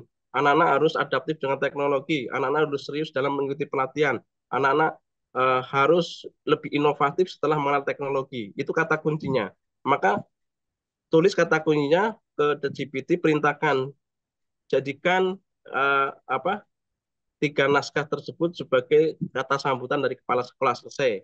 Itu belum belum masih baru satu apa namanya narasumber kan ya. Nah, ya. terus tadi kepala dinas apa? Kepala dinas mengatakan anak-anak 10-20 tahun yang akan datang Bapak Ibu guru tidak ada di kelas lagi karena akan digantikan oleh artificial intelligence gitu kan. Nah, maka anak-anak juga harus mulai adaptif dengan teknologi. Yang selanjutnya Bapak Ibu guru juga harus sadar Bapak Ibu guru yang tidak adaptif dengan teknologi maka akan tertinggal jauh dengan generasi yang adaptif dengan teknologi tersebut. Nah, sambutan itu juga menjadi kata kunci, kemudian anak-anak juga ngeprompt di ChatGPT sehingga jadilah berita. Itu contoh itu, contoh. Jadi eh, kalau langsung menulis pemberitaan semacam itu kita butuh waktu untuk pelatihan jurnalistik tidak hanya hitungan 3 jam, tapi butuh 1, 2, 3 hari. Nah, tapi dengan teknologi ini anak-anak cepat. Dan itu kita juga tekankan, tidak semuanya harus menggunakan teknologi. Salah satu adalah sambutan dari kepala sekolah dan kepala dinas dari kata kunci tersebut menjadi sebuah hasil apa namanya berita yang kita inginkan. Itu contoh kayak gitu, Bang. Jadi lebih mudah, Bang, lebih mudah. Jadi kalau kita bicara kendala, ya kendala yang paling utama tuh akses jaringan, Bang. Kadang-kadang di tengah berhenti jaringan, itu kendala. Terus yang kendala administratif, kita memang nggak menemukan. Kalau kita kendalanya siapa? Hampir nggak ada kendala soalannya itu. Jadi kalau kalian ditanya kendalanya apa, nggak ada kendala karena semua berjalan sesuai dengan apa koridor yang kita harapkan. Kalau teknis hanya jaringan lah kadang-kadang atau pet hilang gitu Bang. Ya. Harusnya tepat hilang. Kalau Bang Jono mengatakan sepertinya kok nggak ada kendala, selama ini kita tidak menemukan kendala karena kalau kita menghubungi menawarkan program ini kepada instansi terkait tapi tidak adaptif dan tidak segera menerima, kita langsung minggir karena kita masih banyak yang bisa kita ajak kerjasama untuk berkolaborasi dengan teknologi ini. Jadi hampir bisa dikatakan sama sekali tidak ada kendala gitu, tidak ada Ini kendala yang sama sekali. dinilai kemudian apanya? Jadi setelah murid mencoba menangkap apa yang dikatakan narasumber, kemudian Hmm. dia memerintahkan kepada ChatGPT untuk menuliskannya dalam bentuk laporan. Apakah hanya itu atau kemudian hasil dari ChatGPT itu yang dievaluasi oleh Mas Gun sebagai trainer gitu? Ya, betul Bang. Jadi setelah mereka melakukan dengan teknologi itu kita evaluasi. Artinya tadi yang disampaikan Bang Jun, kadang-kadang kan ada kata pengulangan di ChatGPT, Bang. Memang kalau kita lihat strukturnya indah sekali, tapi kalau kita cermati itu banyak kata pengulangan kok di antara antara paragraf satu dengan paragraf lainnya biasanya ada kesamaan. Nah, itu yang kita evaluasi untuk kita perbaiki. Sebelum apa namanya? Biasanya sebelum mereka berkirim ke media, kita evaluasi dulu. Itu. Terus yang terpenting lagi di sini adalah bagaimana anak eh, minimal ini ya, minimal anak mau menulis dan mau membaca. Karena tantangan kita saat ini adalah kan ketidakmauan mereka menulis dan membaca, Bang. Jadi artinya ini sangat membantu kita sehingga kita tidak bisa serta-merta literasi anak kita rendah. Terus apa yang kita lakukan dengan literasi anak kita rendah? Ya minimal itu tadi dengan teknologi ini mengembalikan minatnya untuk menulis dan membaca. disuguhi dengan hal-hal yang sifatnya rekreatif yang menyenangkan. Saya kira itu. Jadi kalau bicara targetan-targetan itu adalah ya kita ingin anak-anak mulai mau menulis dan mulai membaca itu. Setidaknya mau mulai membaca hasil karyanya sendiri. Itu setidaknya itu. Itu targetan-targetan kami semacam itu, Pak. Ya. Nah, setelah keluar hasil chat GPT itu kan seperti yang tadi disebutkan oleh John juga, Betul. kita ya sebagai pihak yang memberi penilaian itu kan akan mudah mengetahui apakah ini murni chat GPT atau dia sudah melakukan proses editan. Karena kalimat dalam chat GPT itu kan walaupun indah, itu kan boros ya, terlalu banyak Betul. pengulangan. Jadi kalau kita pandai mengeditnya tuh mungkin hanya sepertiga tuh yang bisa keambil dari kalimat yang panjang-panjang Betul. itu.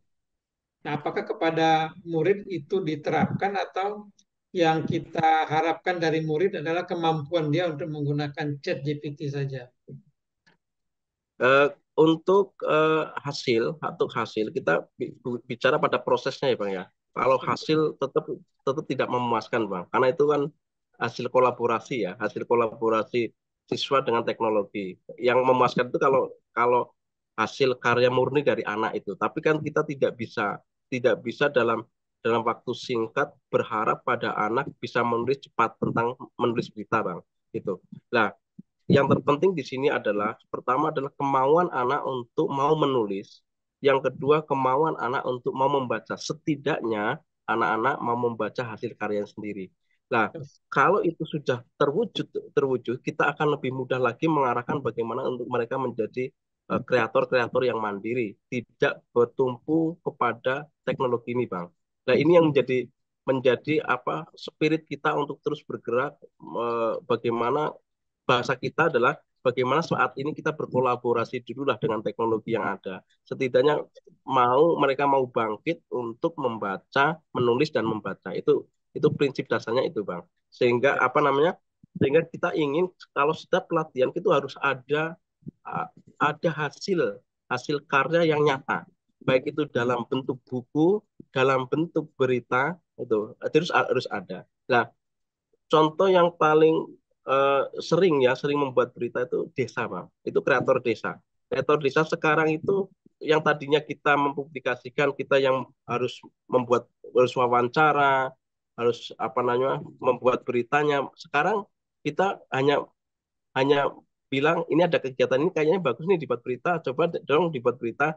eh, Bisa langsung ditulis sendiri atau bisa berkolaborasi dengan teknologi ini contohnya. Nah, di antaranya mereka adalah bisa berkolaborasi Bang. Sehingga mereka salah satu desa yang kita kita kemarin latih itu adalah sudah bisa menjadi wartawan desa Bang. Jadi kegiatan-kegiatan desa sekarang sudah uh, sementara memang kita fasilitasi lewat tadi yang disampaikan Bang Paulus Larat Mase tadi itu lewat Suara Anak Negeri. Jadi berita kegiatan desa tersebut lewat situ.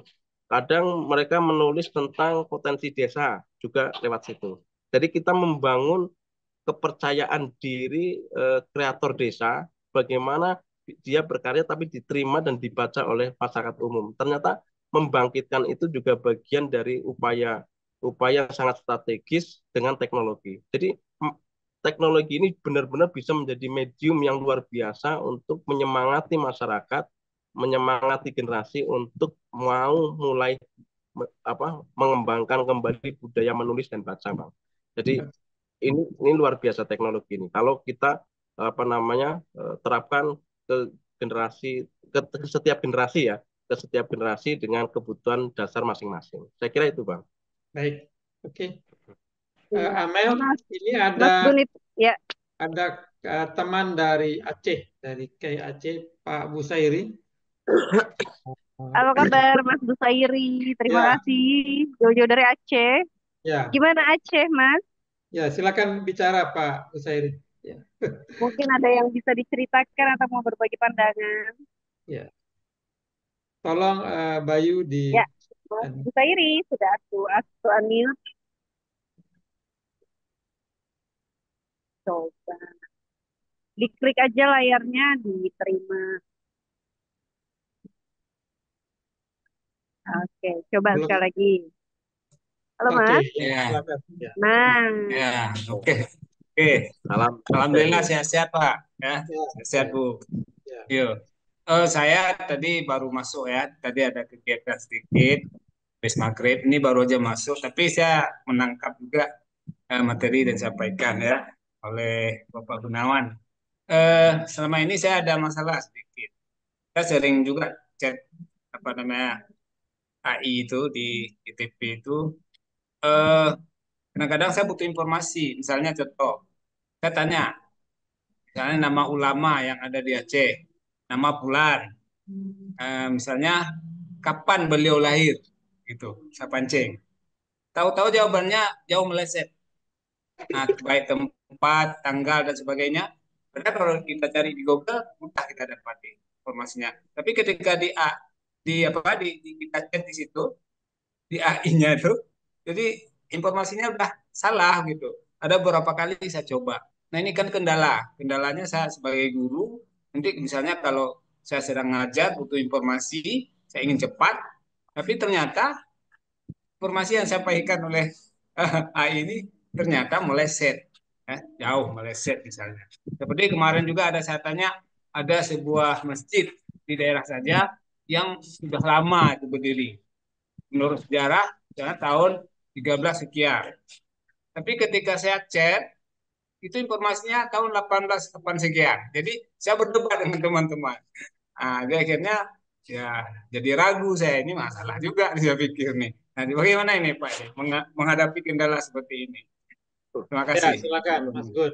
Ini kadang-kadang Ya, ChatGPT lebay itu di mana ininya titik ya, betul lemahnya. betul. Ya, Oke. Betul ini Pak Sairi dari Aceh ya. iya, Saya sepakat secara pribadi saya sepakat kita tidak bisa bergantung dengan teknologi ini. Itu sepakat. Karena tadi saya juga sering sampaikan ke teman-teman yang ikuti pelatihan itu ChatGPT sok tahu sekali itu sebenarnya. Karena sehingga apa? Sehingga ini hanya sebagai alat bantu yang kita gunakan aksesibilitas informasi itu tetap harus pada diri kita sendiri. Sehingga tadi saya tekankan teknologi tetap membutuhkan kecerdasan intelektualitas kita. Mereka itu butuh data karena algoritma itu terkait dengan big data kan itu. Semakin banyak data yang benar yang kita masukkan ke situ, maka akan semakin terakses oleh salah satunya ChatGPT gitu. Itu pentingnya di situ. Tapi juga kita tentunya meski waspada ya, tidak semua data yang apa namanya yang bisa kita eksplor di situ. Ya tentunya data-data yang rahasia kan gitu. Tapi pada prinsipnya adalah teknologi ini hanya sebuah alat bantu membantu kerangka berpikir kita. Tapi semua data itu terpegang oleh kita sehingga kita tidak bisa menggunakan teknologi serta-merta tanpa kualitas intelektualitas kita. Kita harus punya dukungan referensi yang memadai ketika kita membuat sebuah karya. Gitu. Jadi saya juga bukan tipe orang yang asik menulis dengan AI itu enggak. Karena kebetulan saya juga penulis murni ya. Penulis murni, penulis tematik gitu. Kalaupun yang fiksi ada karena saya juga suka menulis puisi, menulis cerpen, sekarang lagi mengembangkan puisi esai kan gitu. Tapi pada prinsipnya adalah kita tidak sepenuhnya percaya dengan teknologi yang terkait dengan masalah data. Karena kacau sekali itu, kacau sekali. Dan bahkan apa? Bahkan dalam hal karya seni saja itu juga kacau kok sesungguhnya. Dalam hal kebahasaan kacau, dalam hal gambar juga kacau kalau kita tidak memiliki kemampuan memberikan data yang detail dalam teknologi ini. Kedetailan itu penting sekali, kedetailan itu. Dan tentunya di sini kalau kita tidak memiliki referensi yang memadai, sulit juga akan membuat data yang detail tanpa kecakapan kita secara intelektual itu nggak mungkin. Makanya apa? Kita ke generasi itu yang prinsip kami lakukan adalah bagaimana membangkitkan mereka mau membaca dan mau menulis itu yang prinsip itu.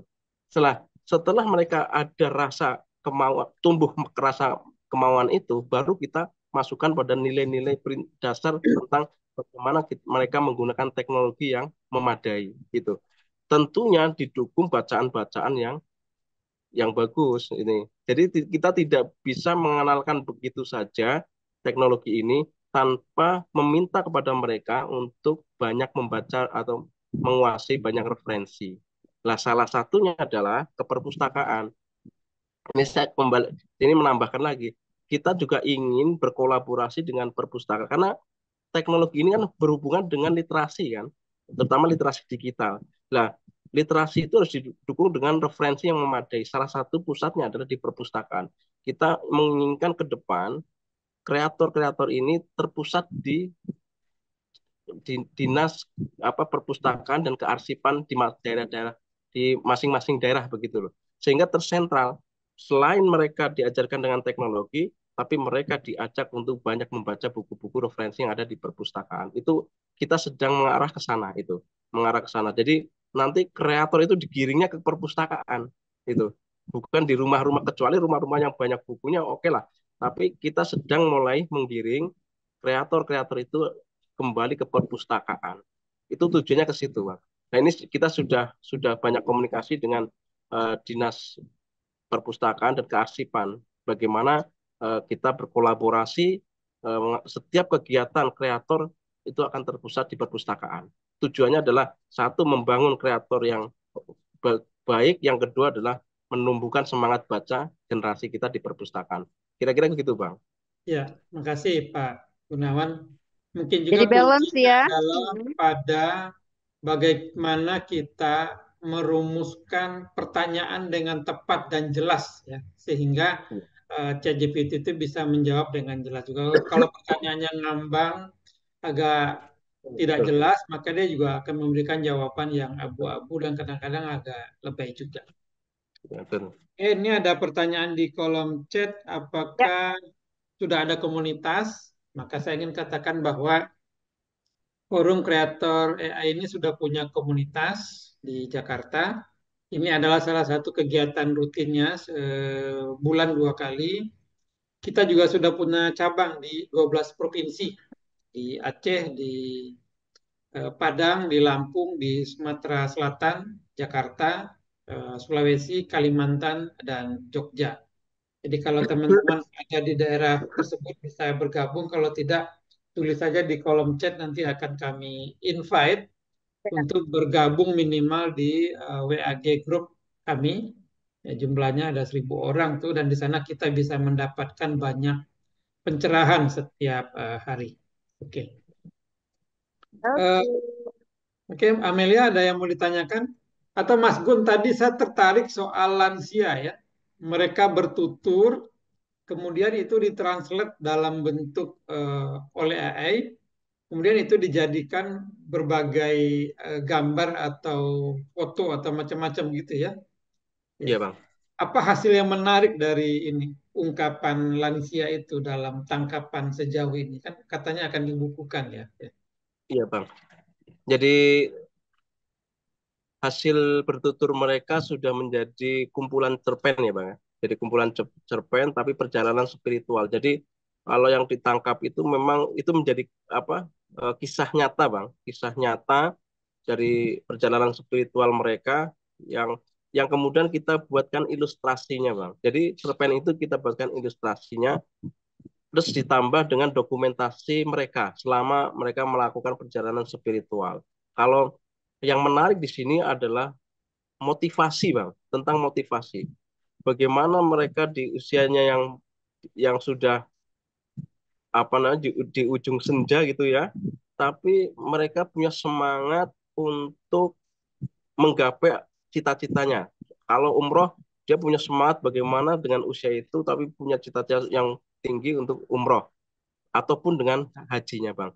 Jadi semangat mereka ini yang akan menjadi inspirasi bagi para pembaca bukunya nanti, Bang. Jadi ada yang sakit tapi punya semangat harus tetap bisa berangkat haji umpamanya itu. Nah, spirit inilah yang akan kami istilah akan mereka dedikasikan untuk generasi mendatang. Nah, ini menambah yang ditanyakan Bang John, semangatnya gimana sih dengan lansia itu?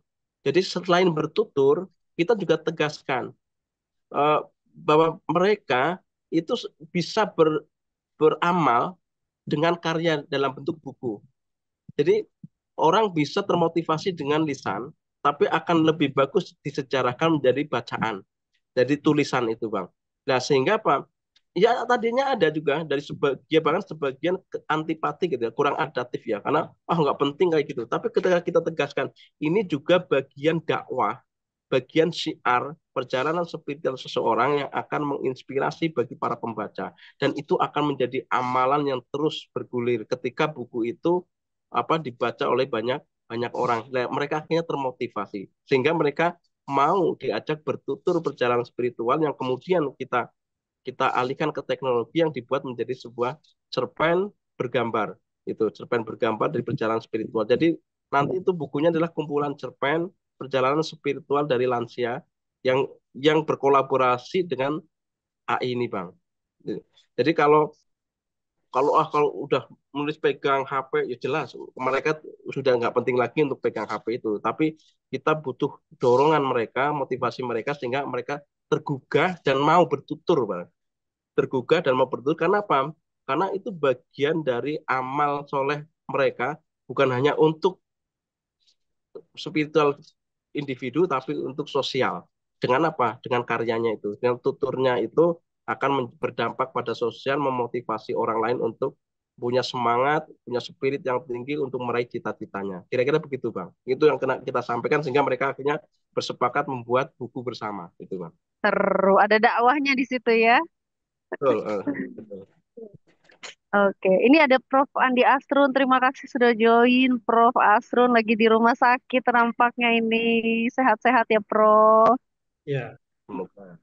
kebanyakan berperkara di MK. Harus dirawat. Baik, ini ada beberapa di kolom chat. Ada Ruwaiwah Ida.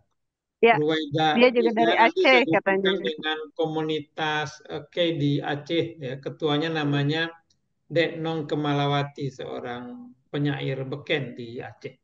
Ya. Iya, betul. Mas Gun, itu ada unsur syiar dari setiap apa yang dilakukan Mas Gun, apalagi dengan kreator era AI ini gitu ya. Nah, Ada ada kemungkinankah AI Mas Gun bawa di ranah agama lebih jauh lagi atau dalam hal dakwah begitu? Ya, ini kemarin sudah kita buktikan di pondok pesantren. Yang paling terakhir kemarin adalah kita berkolaborasi dengan Kementerian Agama di Kabupaten Blora untuk menyelenggarakan pelatihan dasar penggunaan AI bagi penyuluh agama Islam. Nah, ini contoh konkret bahwa mereka juga antusias kita kita kenalkan teknologi ini karena apa? Karena bagi mereka, sebagaimana disampaikan oleh Kepala Kementerian Agama, itu bahwasanya mereka harus cakap dalam berceramah. Nah, ceramah itu tidak hanya dalam wujud lisan, tapi harus cakap lagi ceramah dalam wujud tulisan. Dan disinilah kita bisa masuk kemarin itu, sehingga kita kemarin berkolaborasi ya, berbagi pengetahuan dengan 36 penyuluh agama Islam gitu untuk bersama-sama memanfaatkan teknologi ini dalam syiar.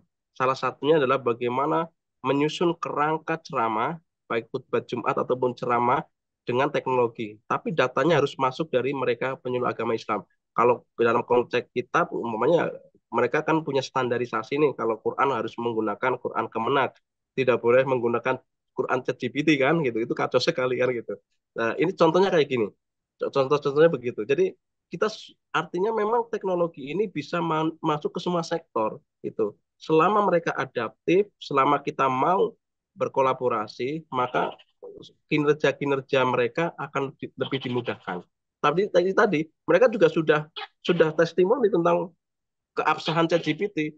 Umpamanya mereka bertanya tentang apakah hukum dari perkara ini.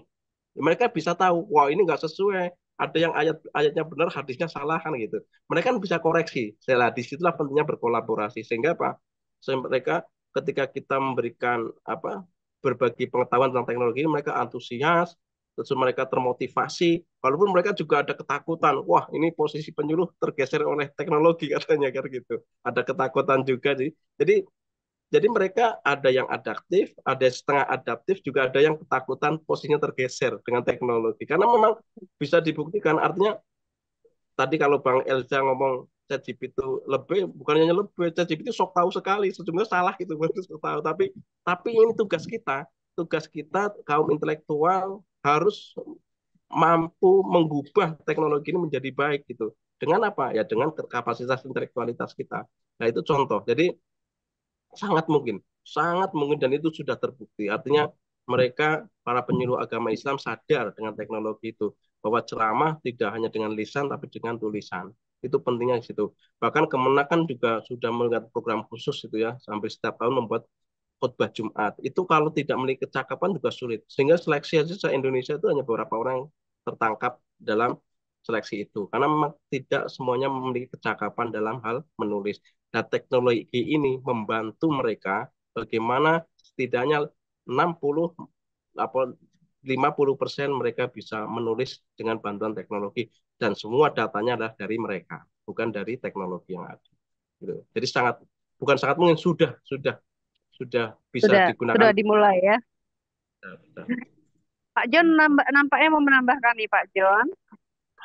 Ya, Bu Amel, banyak spontan barusan karena menyebut-nyebut Al-Quran. Saya ingin nanya, Mas Gun, apakah sudah ada tafsir Al-Quran dengan bantuan ChatGPT, sorry, dengan bantuan artificial intelligence? Kalau belum ada, bagaimana kalau kita bikin?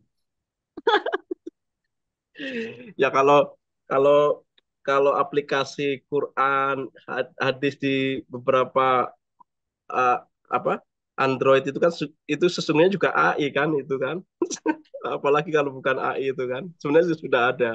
Cuman yang menjadi persoalan itu kan ketika orang serta-merta menggunakan teknologi ini tanpa didukung referensi yang memadai itu yang berbahaya, Pak. Itu yang berbahaya sesungguhnya karena seolah-olah ChatGPT itu mah segala-galanya tentang pengetahuan. Kalau nggak paham, wah ini kacau. Kadang-kadang tidak ada dalam referensi bisa dijawab oleh ChatGPT kok. Itu referensinya dari mana itu kan.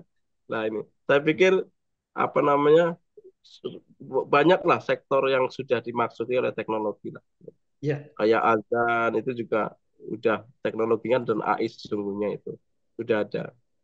Tapi secara utuh 30 juz belum ada ya.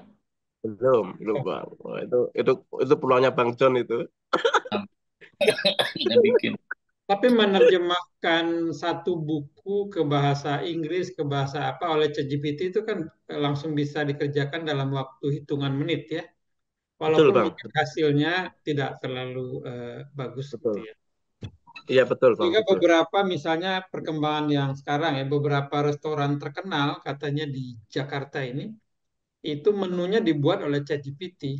Jadi apa mereka tergantung pada itu dan apa sampai sekarang tuh sukses restorannya. Ya, apa jadi nggak lagi pada ada juru masak di situ, tapi cukup pada ChatGPT. Misalnya dia meminta kepada ChatGPT membuatkan restoran Indonesia ala Jawa Timur. Betul. Dia berikan menunya, lalu dipraktekkan, kemudian diminta supaya misalnya tidak terlalu pedas. Dicoba lagi dan kalau hasilnya sudah enak itu kemudian dijadikan standar oleh mereka. Baik, Amel ini sudah di penghujung waktu, tapi ini ada Ya, pertanyaan dari Maya, ya. kalian penutup aja barangkali maksud saya. Sudah ada dua pertanyaan yang ini bisa dibacakan mungkin atau Maya bisa mau bicara. Mbak Maya mau bicara kah? Wah, ini Elza kehilangan istrinya nih. Mas, ini istrinya Elza nih, Mas Gun. Dibacakan aja mungkin. Bisa, ya oke. Ah ya. Nah, ini nongol. Ada. Halo, Oke, Mbak Maya. halo, hey, thank you Mbak Amel, Pak Gun. Nah, Ya, Apresiasi sekali dengan pengalaman yang banyak ya di dalam pemberdayaan masyarakat, lalu pendidikan juga lansia ya. Tadi malah sempat juga disebut substansi untuk materi dakwah gitu ya. Nah, saya ingin juga mendapatkan insight ini Pak Gun. Ketika kita membuat substansi materi dengan berbagai bidang ya, pemberdayaan masyarakat, lalu juga pada sekolah-sekolah gitu. Apakah juga disisipkan peran kurator ya, dalam konteks untuk menjamin substansi itu atau penjaminan mutu gitu ya. Nah, mungkin beberapa teman yang juga bergerak di bidang pendidikan, aspek kurator gitu atau peran dari kurator itu menjadi sangat penting yang memang tampaknya belum bisa dijawab oleh AI gitu ya. Sehingga tadi dalam pertanyaan yang sebelumnya juga sempat ditanyakan, loh kok ini nampaknya tidak inline atau tidak mensupport informasi-informasi yang dibutuhkan. Nah, apakah ada semacam insight gitu ketika kita melihat ada informasi yang kira-kira tidak terlalu support, harusnya kan ada peran kurasi gitu atau ada peran kurator yang bisa meluruskan jaminan mutu substansi atau materi pembelajaran. Makasih Pak Gun. Ya, siap. Baik, Mbak Maya. Jadi gini, Mbak Maya, pada prinsipnya kita melakukan pelatihan dasar penggunaan AI ini adalah untuk memotivasi instansi-instansi yang terkait yang bisa diajak kita berkolaborasi dalam penggunaan teknologi ini. Dan kita belum, kalau kekaryaan yang terkait dengan masalah buku, modul, kita belum sampai ke ranah situ. Tapi kita baru memotivasi bagaimana mereka adaptif terhadap teknologi sehingga mereka bisa berkarya lebih cepat, tapi tidak mengaburkan nilai-nilai nilai-nilai dari semua instansi yang ada. Contohnya kalau seandainya kita bicara tentang materi ajar itu tidak sepenuhnya dilakukan oleh teknologi, tapi memang harus dimasukkan oleh Bapak Ibu guru dengan referensi yang memadai. Itu tekanannya di situ, sehingga materi ajar yang disampaikan adalah materi ajar yang sesuai dengan kebutuhan dasar yang disepakati oleh kurikulum yang ada saat ini. Walaupun kita mereka testimoni tentang bagaimana membuat materi ajar murni dengan teknologi bisa saja. Tapi kalau kita cek kembali, itu banyak kerancuan dalam materi-materi ajar yang diciptakan oleh teknologi tersebut. Sehingga disinilah peran mereka adalah bagaimana mereka banyak menghimpun referensi yang memadai untuk membuat materi tersebut. Ini artinya apa? Artinya mereka harus punya semangat baca yang tinggi untuk menentukan naskah materi. Jadi yang kita sampaikan saat ini adalah cara adaptif mereka terhadap perkembangan teknologi. Salah satunya adalah bagaimana membuat materi ajar dengan teknologi yang menyenangkan, yang dari teks ke audio, audio ke visual, seperti itu, Bu. Seperti itu. Sehingga ini mati lampu ini. Ini padam listrik, Bang. Baru turun hujan langsung mati listrik ini. Ini tanda-tanda disuruh diselesaikan rasanya nih. Aduh, ini. Kalau baru turun hujan terus mati listrik, nggak tahu ini kenapa ini. Jadi ini horor, ini agak horor. Tapi nggak apa-apa, ini waktunya juga sudah selesai ya. Ya, menarik. Yang penting kalau dari mati lampu ini pertanda pajak 12% akan segera dimulai ya. Hujan deras banget ini, Bang. Hujan deras banget. Baik, kita tutup aja, Mas Gun. Mungkin ingin memberikan closing statement sebelum kita tutup ya. Kurang dengar ini, Pak. Hujannya deras banget. Oke, nggak apa-apa. Ya. Yang penting adalah bahwa yang satu hal yang bisa dipelajari dari Mas Gun adalah yang penting buka pintu dulu untuk adaptif dengan AI begitu ya. Ranah apapun itu bisa sesederhana, bisa mudah dilakukan dengan cara yang paling mudah begitu. Mas Gun, ada pernyataan terakhir sebelum kita tutup webinar kita pada malam hari ini? Ya, pada prinsipnya kita harus adaptif dengan teknologi sehingga kita bisa memainkan peran kita sebagai umat ya di kesemestaan ini, sehingga apa yang menjadi harapan kita semua itu terlampaui. Pada prinsipnya, mari kita bersama-sama lah ya, bersama-sama membumikan teknologi ini dengan tetap berbasis pada nilai-nilai universal. Yang terakhir adalah bagaimana kita kembali menyuarakan tentang pentingnya puisi esai di tengah peradaban digital saat ini. Itu ya, yang prinsip itu ya, Bang. Beda forum, Mas. Nggak apa-apa. Yang penting semangatnya yang kita tularkan begitu ya.